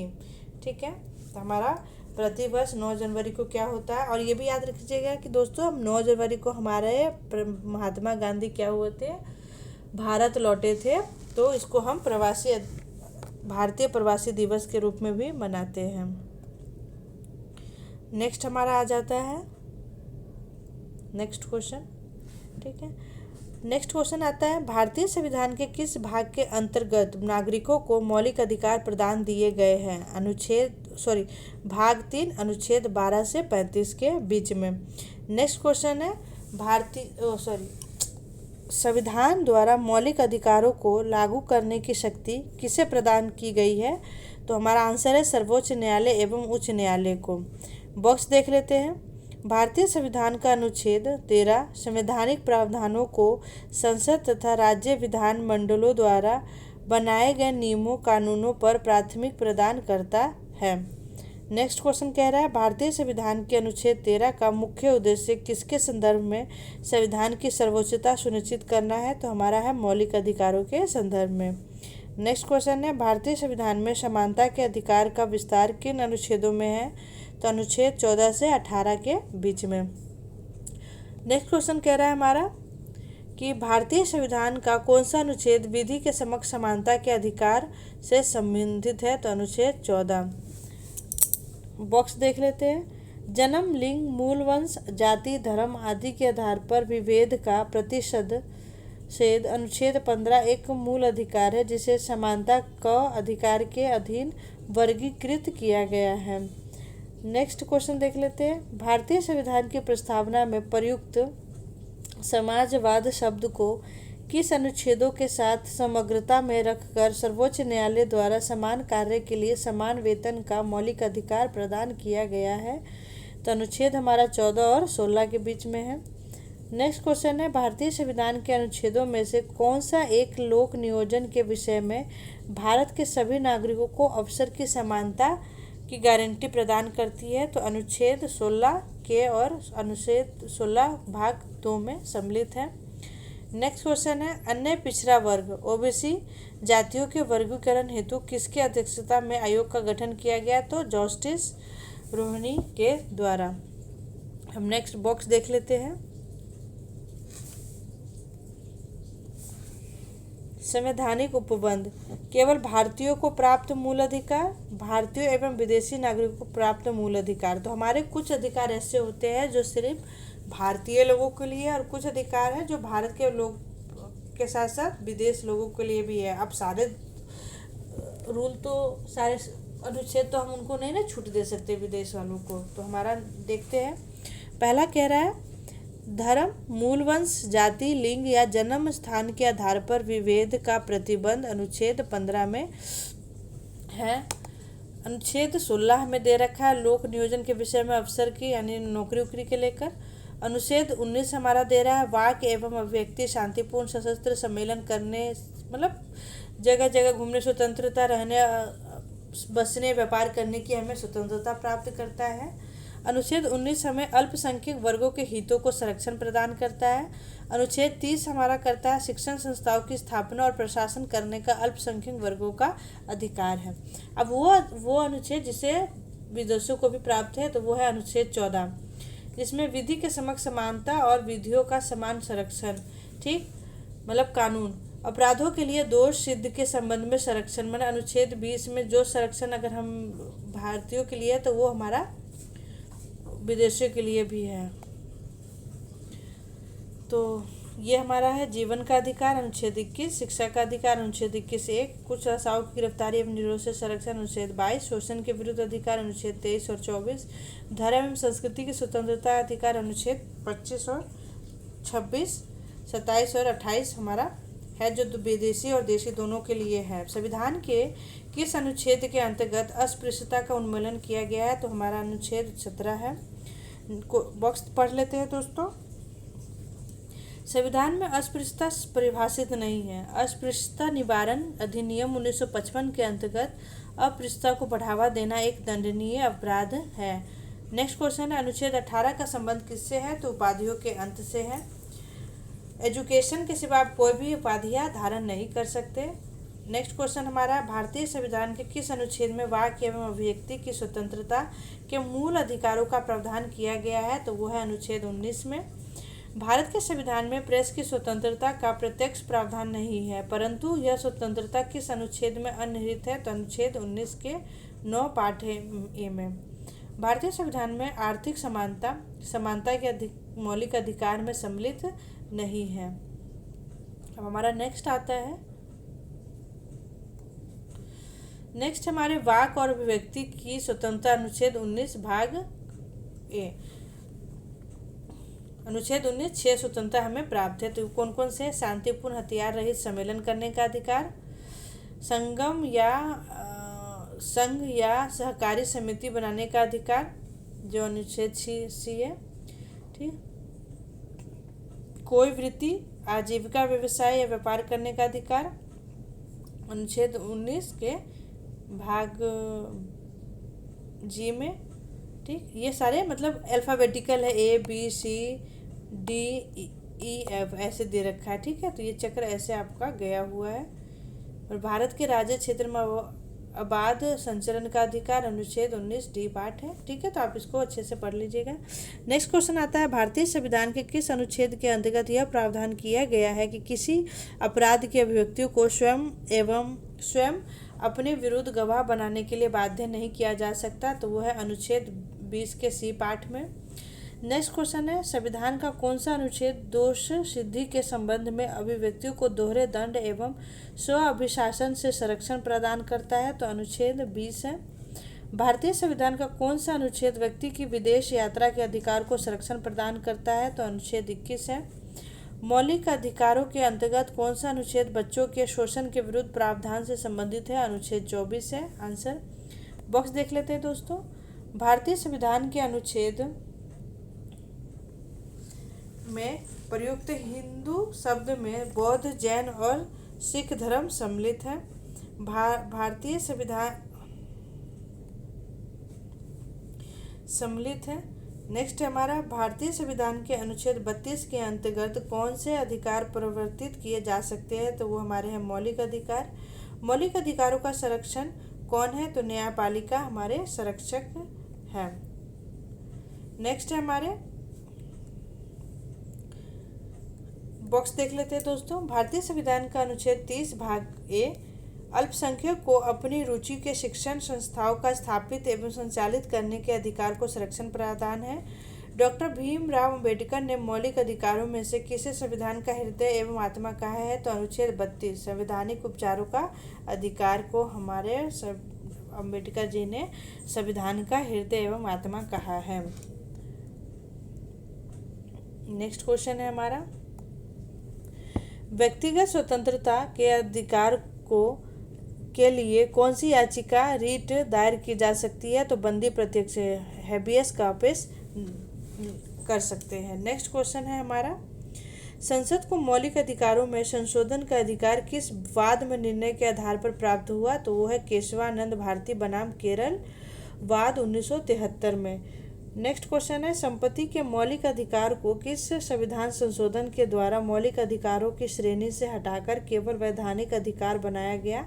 तो वो हमारा आंसर है 44वें संशोधन 1978 द्वारा। वर्तमान समय में भारतीय संविधान के अंतर्गत संपत्ति का अधिकार किस प्रकार के अधिकार है? तो वो हमारा है वैधानिक अधिकार। बॉक्स देख लेते हैं दोस्तों। सूचना का अधिकार एक विधिक अधिकार है जो सूचना का अधिकार अधिनियम 2005 के माध्यम से प्रदान किया गया है। हमारा नेक्स्ट क्वेश्चन है, आर्थिक रूप से पिछड़े वर्ग को आरक्षण प्रदान करने के लिए संविधान में कौन से अनुच्छेद जोड़े गए हैं? तो अनुच्छेद 15(6) तथा 16(6) पाठ हैं। नेक्स्ट क्वेश्चन है हमारा, 6 से 14 वर्ष की आयु के बच्चों को प्रदत्त शिक्षा का अधिकार किस प्रकार का अधिकार है? तो मूल अधिकार प्राप्त है। भारतीय संविधान द्वारा प्रदत्त संवैधानिक उपचारों का अधिकार गैर नागरिकों में भी उपलब्ध है। नेक्स्ट क्वेश्चन पढ़ते हैं, कौन सा मूल अधिकार राष्ट्रीय आपातकाल अनुच्छेद 352 में भी समाप्त या सीमित नहीं किया जा सकता है? तो हमारा आंसर है व्यक्तिगत स्वतंत्रता तथा जीवन का अधिकार है। बंधुआ नेक्स्ट क्वेश्चन है हमारा, बंधुआ मजदूर उन्मूलन अधिनियम संसद द्वारा किस वर्ष पारित किया गया था? तो वर्ष 1976 में पारित किया गया था। ये हमारे मूल अधिकार है और अनुच्छेद है, ठीक है। तो समानता का अधिकार, स्वतंत्रता का अधिकार, शोषण के विरुद्ध अधिकार, धर्म की स्वतंत्रता का अधिकार, संस्कृति और शिक्षा संबंधित अधिकार, संवैधानिक उपचारों का अधिकार, अनुच्छेद 14 से 18, अनुच्छेद 19 से 22, अनुच्छेद 23 से 24, अनुच्छेद 25 से 28, अनुच्छेद 29 से 30 और अनुच्छेद 32 में निहित है। हमारा क्वेश्चन बन सकता है, ये बॉक्स देख लेते हैं। अनुच्छेद 26 के अंतर्गत सभी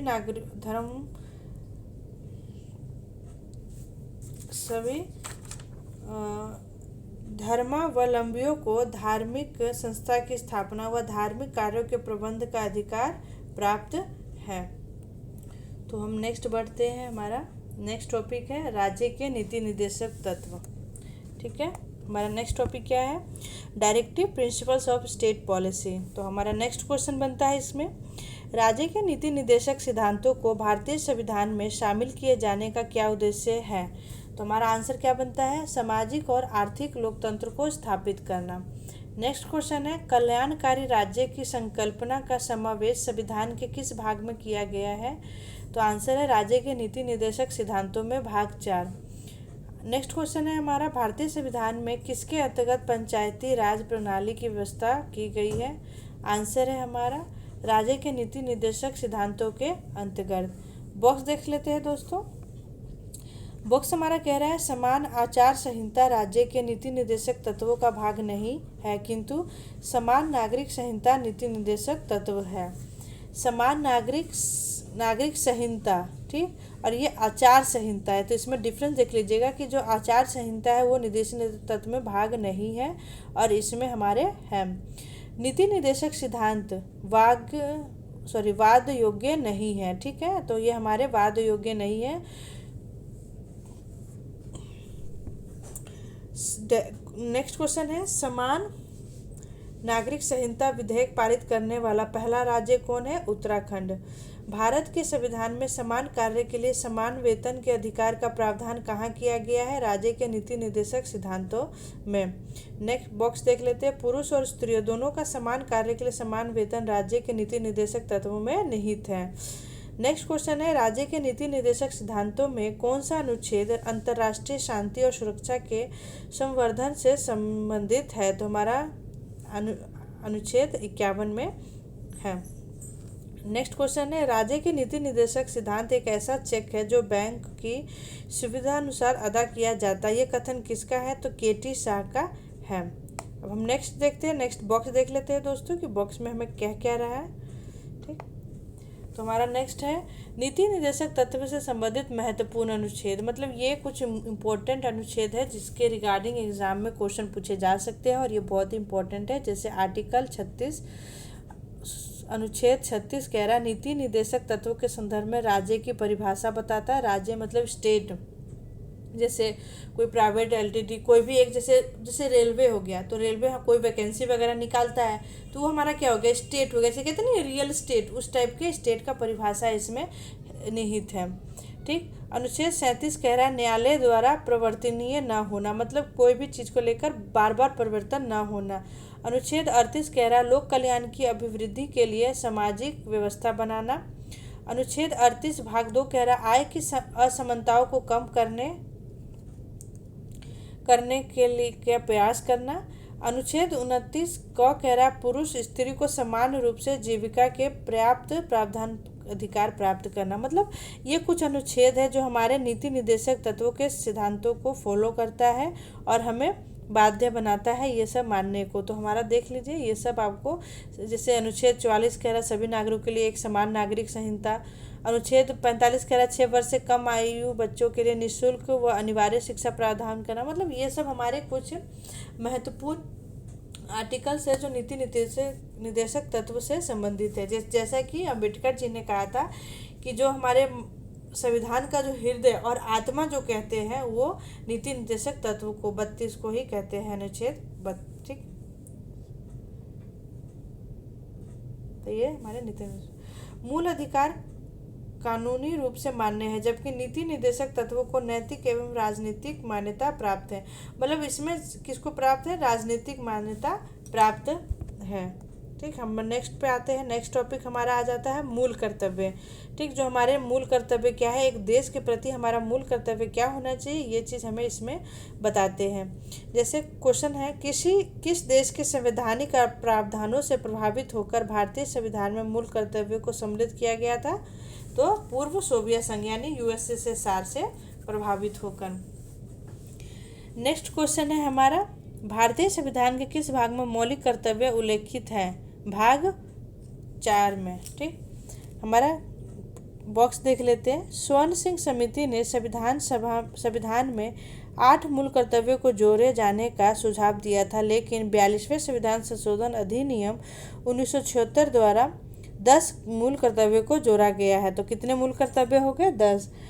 नेक्स्ट क्वेश्चन आता है हमारा, भारतीय संविधान में मूल कर्तव्य किस समिति की अनुशंसा पर शामिल किए गए थे? सरदार स्वर्ण सिंह समिति के अनुशंसा पर शामिल की गई थी, तो जो 1976 में गठित है। भारतीय संविधान नेक्स्ट क्वेश्चन हमारा, भारतीय संविधान में 11वें मूल कर्तव्यों को किस संशोधन द्वारा जोड़ा गया था? तो हमारा है 86वें संविधान संशोधन अधिनियम 2002। नेक्स्ट क्वेश्चन है, मूल कर्तव्यों को मुख्यतः किन 2 वर्गों में रखा जाता है? नैतिक कर्तव्य और नागरिक कर्तव्य। ठीक, नेक्स्ट क्वेश्चन है, मूल कर्तव्यों के अंतर्गत स्वतंत्रता के उच्च आदर्शों का सम्मान किस प्रकार कर्तव्य माना जाता है? तो हमारा है नैतिक कर्तव्य।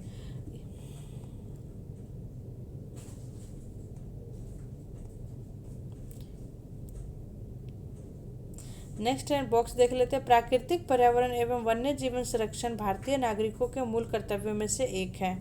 राष्ट्रीय महत्व के स्थानों और स्मारकों की रक्षा करना मौलिक कर्तव्य नहीं बल्कि राज्य के नीति निर्देशक तत्व है। जैसे अब हमें दिया गया प्राकृतिक पर्यावरण और वन्य जीवन है, तो ये हमारे नागरिकों के ऊपर आता है, लेकिन राष्ट्रीय महत्व स्थानीय हो गए, स्मारकों हो गए, तो उनकी रक्षा किसके अंदर आता है? तो वो हमारे आता है राज्य नीति निर्देशक तत्व के अंडर आते हैं।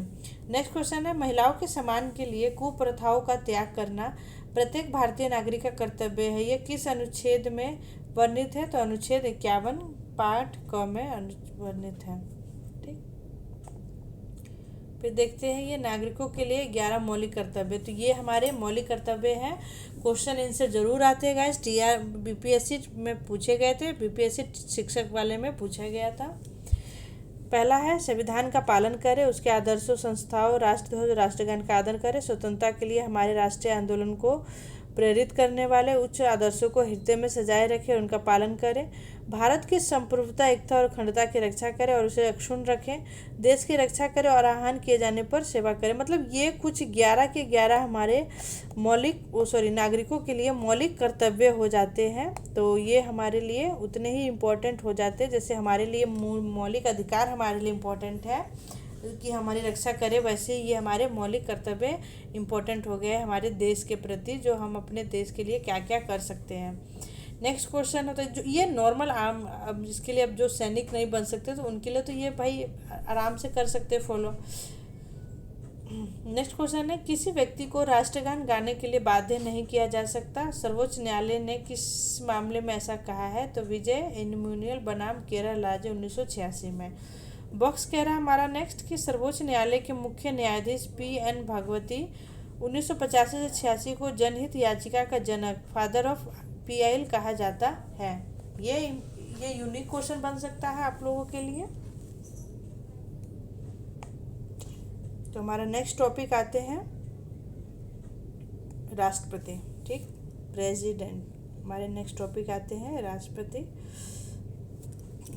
तो राष्ट्रपति पद की क्वालिफिकेशन अनुच्छेद 58 में बताया गया है। भारत का नागरिक होना चाहिए, न्यूनतम आयु 35 वर्ष की होनी चाहिए, लोकसभा का सदस्य होने निर्वाचित होने योग्यता होनी चाहिए, किसी लाभ के पद पे यानी कोई ऑफिस प्रॉफिट पे ना हो। ठीक, ये हमारे अर्हताएं हैं जो अनुच्छेद कह रहा है। भारत नेक्स्ट क्वेश्चन कह रहा है भारत में राष्ट्रपति का निर्वाचन किस प्रकार होता है? तो हमारा है अप्रत्यक्ष मतदान से, अनुपातिक प्रतिनिधित्व से, एकल संक्रमणीय मत पद्धति द्वारा। तो अप्रत्यक्ष मतदान से होता है, इनडायरेक्ट इलेक्शन। नेक्स्ट क्वेश्चन है भारत के राष्ट्रपति के चुनाव में मतदान कौन करता है? तो राज्यसभा, लोकसभा और राज्य व केंद्र शासित प्रदेशों के विधानसभाओं के निर्वाचन सदस्य पहले एंग्लो इंडियन थे, लेकिन अब एंग्लो इंडियन को निरस्त कर दिया गया है। नेक्स्ट क्वेश्चन है भारत के राष्ट्रपति उम्मीदवार के प्रस्ताव का अनुसमर्थन कम से कम कितने सदस्य द्वारा किया जाना चाहिए? 50 निर्वाचक द्वारा किया जाना चाहिए। हमारा बॉक्स बन रहा है भारत में राष्ट्रपति का चुनाव एकल हस्तांतरित मत प्रणाली द्वारा किया जाता है। नेक्स्ट क्वेश्चन हमारा बनता है राष्ट्रपति के निर्वाचन में किसी राज्य का मुख्यमंत्री किस स्थिति में मतदान करने के लिए पात्र नहीं होगा? यदि वह राज्य विधानमंडल में उच्च सदन का सदस्य हो। ठीक है, तो वो बाध्य नहीं हो सकता। नेक्स्ट क्वेश्चन है कौन राष्ट्रपति के निर्वाचन मंडल का तो भाग है परंतु वह उसके महाभियोग में भाग नहीं ले सकता? तो वह है राज्य की विधानसभाएं। ठीक, हमारा नेक्स्ट क्वेश्चन बनता है संघ की कार्यपालिका शक्तियां किस अनुच्छेद में निहित राष्ट्रपति में निहित है? तो है अनुच्छेद 53 में। अनुच्छेद 51 के अंत राष्ट्रपति पर महाभियोग संसद के किस सदन द्वारा प्रारंभ किया जा सकता है? तो संसद के किसी भी सदन द्वारा।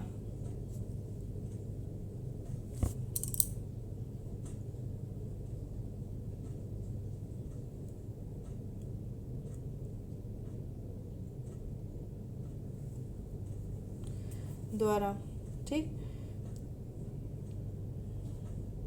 भारतीय फिर हमारा नेक्स्ट क्वेश्चन बनता है राष्ट्रपति को कोई भी विषय पुनर्निर्वाचन के लिए मंत्रिपरिषद को वापस भेजने का अधिकार किस संविधान संशोधन प्रदान किया गया है? तो 44वें संशोधन द्वारा। नेक्स्ट क्वेश्चन है हमारे भारतीय संविधान के किस अनुच्छेद के अंतर्गत राष्ट्रपति संसद के दोनों सदनों द्वारा पारित किसी विधेयक पर अपनी स्वीकृति रोक सकते हैं? तो अनुच्छेद 111 के अंतर्गत। किस अनुच्छेद के अंतर्गत राष्ट्रपति कुछ आकस्मिकताओं में राज्यपाल के कार्यों के निर्वहन हेतु उपबंध कर सकता है? तो अनुच्छेद 160 में।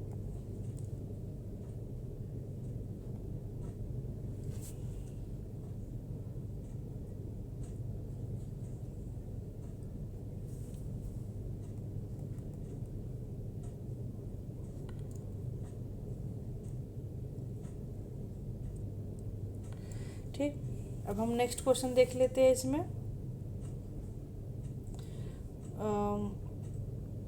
नेक्स्ट क्वेश्चन है हमारा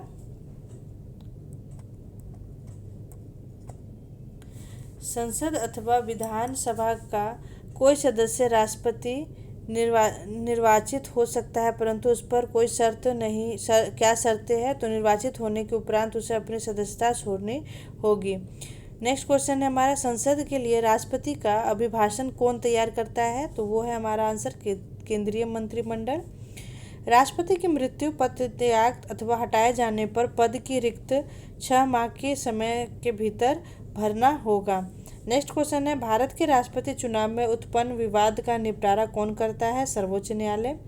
नेक्स्ट क्वेश्चन है भारत के राष्ट्रपति को उसके कार्यकाल की समाप्ति से पूर्व किस प्रकार पद से हटाया जा सकता है? तो महाभियोग द्वारा। नेक्स्ट क्वेश्चन है, भारत के राष्ट्रपति को उसके पद से हटाने का अधिकार किसे प्राप्त है? तो संसद को प्राप्त है। ये हमारे राष्ट्रपति से संबंधित महत्वपूर्ण अनुच्छेद है। जैसे अनुच्छेद 52 कह रहा है भारत का राष्ट्रपति, अनुच्छेद 53 कह रहा है संघ की कार्यपालिका की शक्ति, राष्ट्रपति का निर्वाचक मंडल, ये सब मैं उस पर क्वेश्चन पढ़ करवा चुकी हूँ, तो ये आपको शॉर्ट में दिया गया है। इसको आप अगर ऐसे याद कर सकते हो तो ऐसे कीजिए, नहीं तो मैं जैसे क्वेश्चन यहाँ पे दे रखी हूँ वैसे आप कर सकते हैं।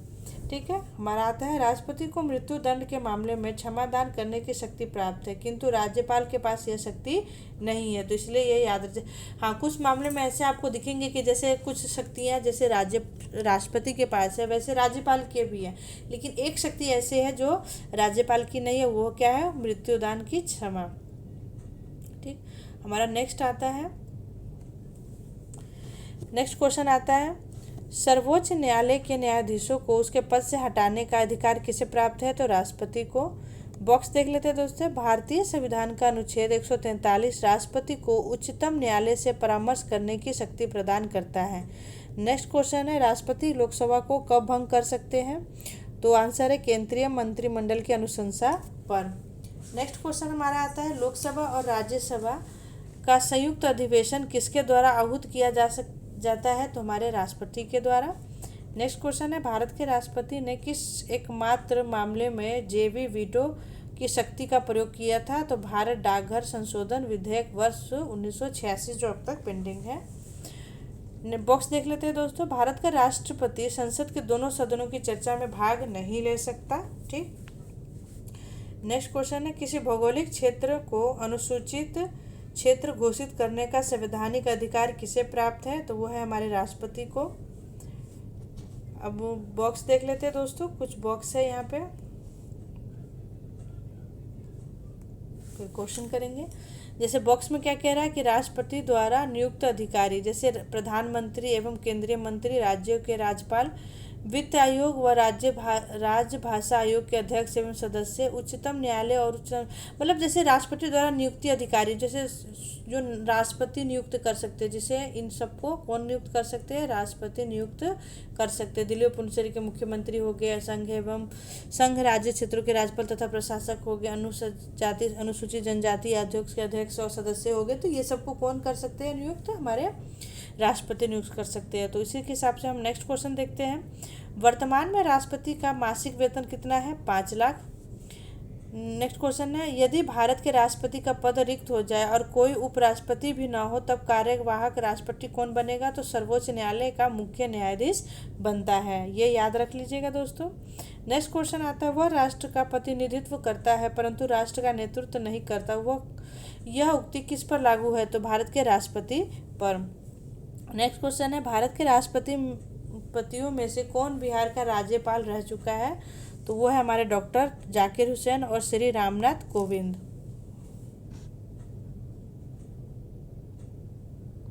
नेक्स्ट बॉक्स देखते हैं दोस्तों, राष्ट्रपति के प्रसाद दर्पण पद पर धारण करने वाले पदाधिकारी यानी कि इच्छा अनुसार वो कर सकते हैं, तो वो है संघ के मंत्री, राज्यों के राज्यपाल, भारत के महान्यायवादी आदि। नेक्स्ट क्वेश्चन बनता है हमारा, एक विधेयक जो संसद में प्रस्तुत किया जाता है वो किस प्रक्रिया के बाद अधिनियम बन जाता है? राष्ट्रपति के हस्ताक्षर के बाद। ये तो कॉमन है, तो इसलिए आप इसको अच्छे से ये जानते होंगे। जब कोई विधेयक संसद के दोनों सदनों द्वारा पारित किया जाए तो राष्ट्रपति को उस विधेयक पर अपनी अनुमति रोकने का अधिकार प्राप्त है। अगर उन्हें लगता है कि नहीं ये विधेयक में कुछ हलचल हो सकती है, चाहे लोगों इसके विरुद्ध जा सकते हैं, तो वो इसको मतलब रोक सकते हैं और पुनः क्या कर सकते हैं? दोबारा इनको रीड या मतलब दोबारा पढ़ने की अनुमति देते हैं, भेज वापस कर सकते हैं। निर्विरोध रूप से चुने गए भारत के प्रथम राष्ट्रपति कौन थे? तो नीलम संजीव रेड्डी थे। ठीक, नेक्स्ट क्वेश्चन है, भारत के राष्ट्रपतियों में से किसका संबंध ट्रेड यूनियन आंदोलन से रहा है? तो वो है वराहगिरी वेंकट गिरी। बॉक्स देख लेते हैं दोस्तों, भारत संविधान भारत के राष्ट्रपति को राज्य के मुख्यमंत्री की नियुक्ति का अधिकार नहीं देता है। ठीक, प्रधानमंत्री की नियुक्ति कर सकते हैं लेकिन मुख्यमंत्री का नहीं। हमारा नेक्स्ट क्वेश्चन है, राष्ट्रपति का कार्यकाल कितना होता है? तो है पद ग्रहण के दिन से 5 वर्ष तक। नेक्स्ट क्वेश्चन है, भारत के किस राष्ट्रपति को मिसाइल मैन की संज्ञा दी जाती है? तो हमारे डॉक्टर APJ अब्दुल कलाम थे। नेक्स्ट क्वेश्चन है, भारत के मुख्य न्यायाधीशों में से किसने राष्ट्रपति के रूप में कार्य किया था? तो जस्टिस एम हिदायतुल्ला जी थे। नेक्स्ट बॉक्स देख लेते हैं, धन विधेयक को पूर्ण विचार हेतु लौटाने का संवैधानिक विशेषाधिकार राष्ट्रपति के पास नहीं है। धन विधेयक में वो ऐसा नहीं कर सकते कि वो दोबारा पुनः विचार करने के लिए लौटाना हो उन्हें। नेक्स्ट क्वेश्चन, द्रौपदी मुर्मू का भारतीय गणतंत्र के राष्ट्रपति के रूप में कौन सा क्रम है? तो 15वां क्रम है। वित्त आयोग की नियुक्ति कौन करता है? राष्ट्रपति। राष्ट्रपति के रूप में डॉक्टर राजेंद्र प्रसाद ने सबसे लंबी अवधि 1950 से 1962 तक एवं डॉक्टर जाकिर हुसैन ने कार्यकारी राष्ट्रपति छोड़कर सबसे कम अवधि 1 वर्ष 11 दिन तक कार्य किया था। राष्ट्रपति द्वारा क्षमादान की स्थितियाँ, जब दंड सेना न्यायालय द्वारा किया गया हो, जब दंड संघीय विषयों से संबंधित विधि के विरुद्ध अपराध के लिए दिया गया हो, जब दंड देश मृत्यु दंड हो। तो मतलब ये क्षमादान की स्थितियां प्रदान हो जाती है जब राष्ट्रपति देती हैं। द्रौपदी मुर्मू भारत की प्रथम आदिवासी द्वितीय महिला स्वतंत्र भारत में पैदा होने वाली प्रथम एवं सबसे कम उम्र की राष्ट्रपति बनी है। अब तक द्रौपदी मुर्मू जी की ये विशेषताएं रही है हमारे राष्ट्रपति जो है। ठीक, अब हमारा नेक्स्ट टॉपिक बनता है उपराष्ट्रपति। ठीक, उपराष्ट्रपति। नेक्स्ट हमारा क्वेश्चन बन जाता है, भारत के उपराष्ट्रपति के निर्वाचक मंडल में कौन कौन से सम्मिलित है? तो है संसद के दोनों सदनों के सभी निर्वाचित एवं मनोनीत सदस्य सम्मिलित होने चाहिए। नेक्स्ट क्वेश्चन है, भारत के उपराष्ट्रपति को पद से हटाने संबंधित प्रस्ताव संसद के किस सदन में लाया जा सकता है? तो केरल राज्य में। ठीक, राष्ट्रपति के निर्वाचन के समान ही राष्ट्रपति के निर्वाचन से संबंधित सभी विवादों के समाधान का अधिकार उच्चतम न्यायालय को प्राप्त है तथा उसका निर्णय अंतिम होता है। नेक्स्ट क्वेश्चन बनता है, राज्यसभा का सभापति कौन होता है? तो वो होता है उपराष्ट्रपति। फ्रेंड्स, ये बॉक्स है आपको जैसे भारत के उपराष्ट्रपति अब तक कितने रहे हुए हैं, वो है जैसे 1952 से लेकर 2022 तक का है। ठीक, ये हमारे उपराष्ट्रपति है, यहाँ पे हम उपराष्ट्रपति की बात कर रहे हैं। फिर हमारा नेक्स्ट बनते हैं उपराष्ट्रपति से संबंधित अनुच्छेद। ये हमारे अनुच्छेद है, जैसे भारत के लिए एक उपराष्ट्रपति का प्रावधान 64, ये सब हमारे अनुच्छेद है, तो इसको आप अच्छे से पढ़ लीजिएगा। ये हमारे ठीक, ये फिर नेक्स्ट क्वेश्चन आता है हमारा, किस सदन की अध्यक्षता ऐसे व्यक्ति द्वारा दी जाती है जो उस सदन का सदस्य नहीं होता है? तो वो है राज्यसभा। राष्ट्रपति की मृत्यु, त्यागपत्र अथवा हटाए जाने की स्थिति में राष्ट्रपति का पदभार कौन सबसे पहले ग्रहण करेगा? तो हमारे उपराष्ट्रपति। अगर उपराष्ट्रपति ना हो तो सर्वोच्च न्यायालय के मुख्य न्यायाधीश। हमारा नेक्स्ट बॉक्स आता है, भारत में उपराष्ट्रपति के पद से संबंधित प्रावधान अमेरिका के संविधान से लिए गए हैं। नेक्स्ट क्वेश्चन हमारा बनता है, राष्ट्रपति या उपराष्ट्रपति किसी भी निर्वाचन में राज्य अथवा संसद के किस सदन के सदस्य भाग नहीं लेते? तो राज्य विधान परिषद के सदस्य नहीं लेते। नेक्स्ट क्वेश्चन है, भारत का राष्ट्रपति अपना त्यागपत्र किसको संबोधित करके देता है? तो उपराष्ट्रपति को। राष्ट्रपति तथा उपराष्ट्रपति की तुलना, यानी कि यहाँ पे हमारे राष्ट्रपति है जो क्या क्या करते हैं, उनके अंदर क्या क्या शक्तियाँ निहित है, और ये इसमें उपराष्ट्रपति के बारे में है। जैसे कि लोकसभा सदस्य बनने की योग्यता रखते हैं, इसमें राज्यसभा सदस्य बनने की योग्यता रखता हो। राष्ट्रपति के निर्वाचन मंडल में संसद के दोनों सदनों तथा राज्य विधानसभाओं के निर्वाचन सदस्यों के साथ साथ दिल्ली एवं पुदुचेरी की विधानसभा के निर्वाचन सदस्य भी शामिल हो। मतलब ये कुछ ऐसे प्रावधान है, ठीक है, दोनों में डिफरेंस बताने के लिए। उपराष्ट्रपति का वेतन भाग के संचित निधि पर भारित होता है। ठीक, नेक्स्ट हमारा हो जाता है, तो नेक्स्ट हमारा टॉपिक हो जाता है केंद्रीय मंत्री परिषद, यूनियन काउंसिल ऑफ मिनिस्टर। तो इसमें हमारा क्वेश्चन क्या बनता है, जैसे केंद्र सरकार का प्रमुख कौन होता है? प्रधानमंत्री। नेक्स्ट क्वेश्चन है, प्रधानमंत्री की नियुक्ति किसके द्वारा की जाती है? राष्ट्रपति के द्वारा। नेक्स्ट क्वेश्चन है, भारत का प्रधानमंत्री बनने के लिए न्यूनतम आयु कितनी वर्ष होनी चाहिए? 25 वर्ष। बॉक्स में क्या कह रहा है दोस्तों, ये देख लेते हैं। यदि भारत के प्रधानमंत्री संसद के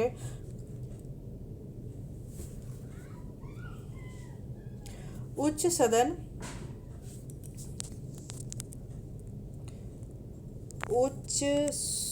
कहाँ गया,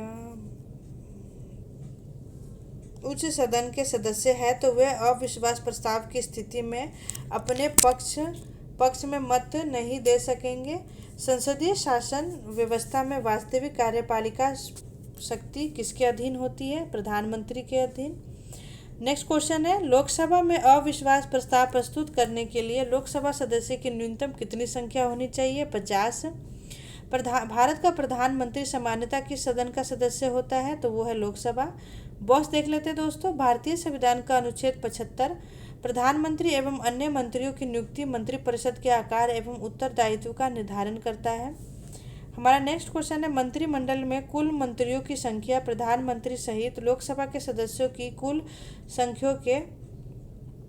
संख्या के 15% से अधिक नहीं होगी। यह प्रावधान किस संविधान संशोधन द्वारा किया गया है? तो 91 संविधान संशोधन 2003 के द्वारा की गई है। संसद का सदस्य नहीं होने पर कोई व्यक्ति अधिकतम कितने समय तक केंद्रीय मंत्री रह सकता है? तो 6 माह तक रह सकता है।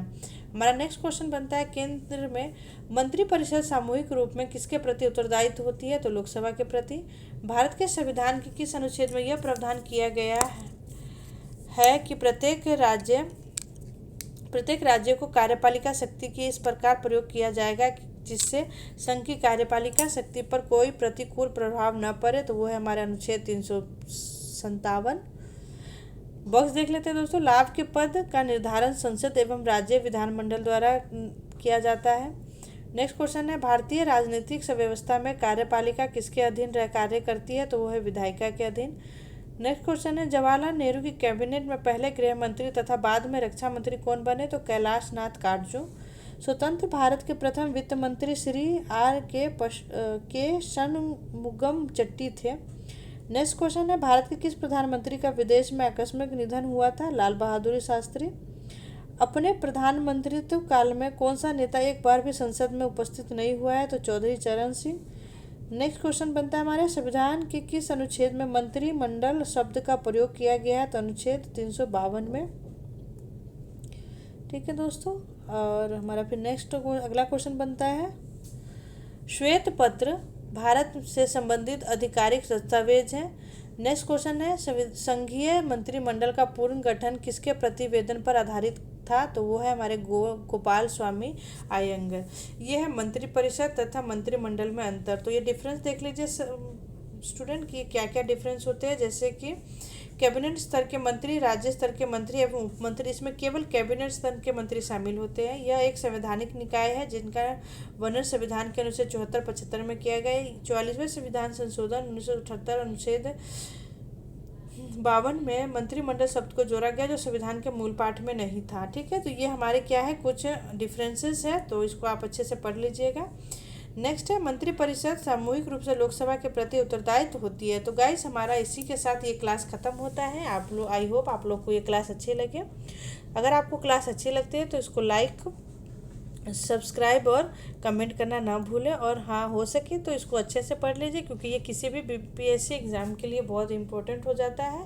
और आने वाले जितने भी कॉम्पिटिटिव एग्ज़ाम हो गए, जैसे टीचर्स के लिए हो गए, चाहे कोई भी 1 लाइनर क्वेश्चन जो होते हैं एग्ज़ाम होते हैं उनके लिए हो गए। ठीक, तो आप इसको अच्छे से पढ़ लीजिएगा। आई होप आप लोग को अच्छे लगे। Thank you, bye.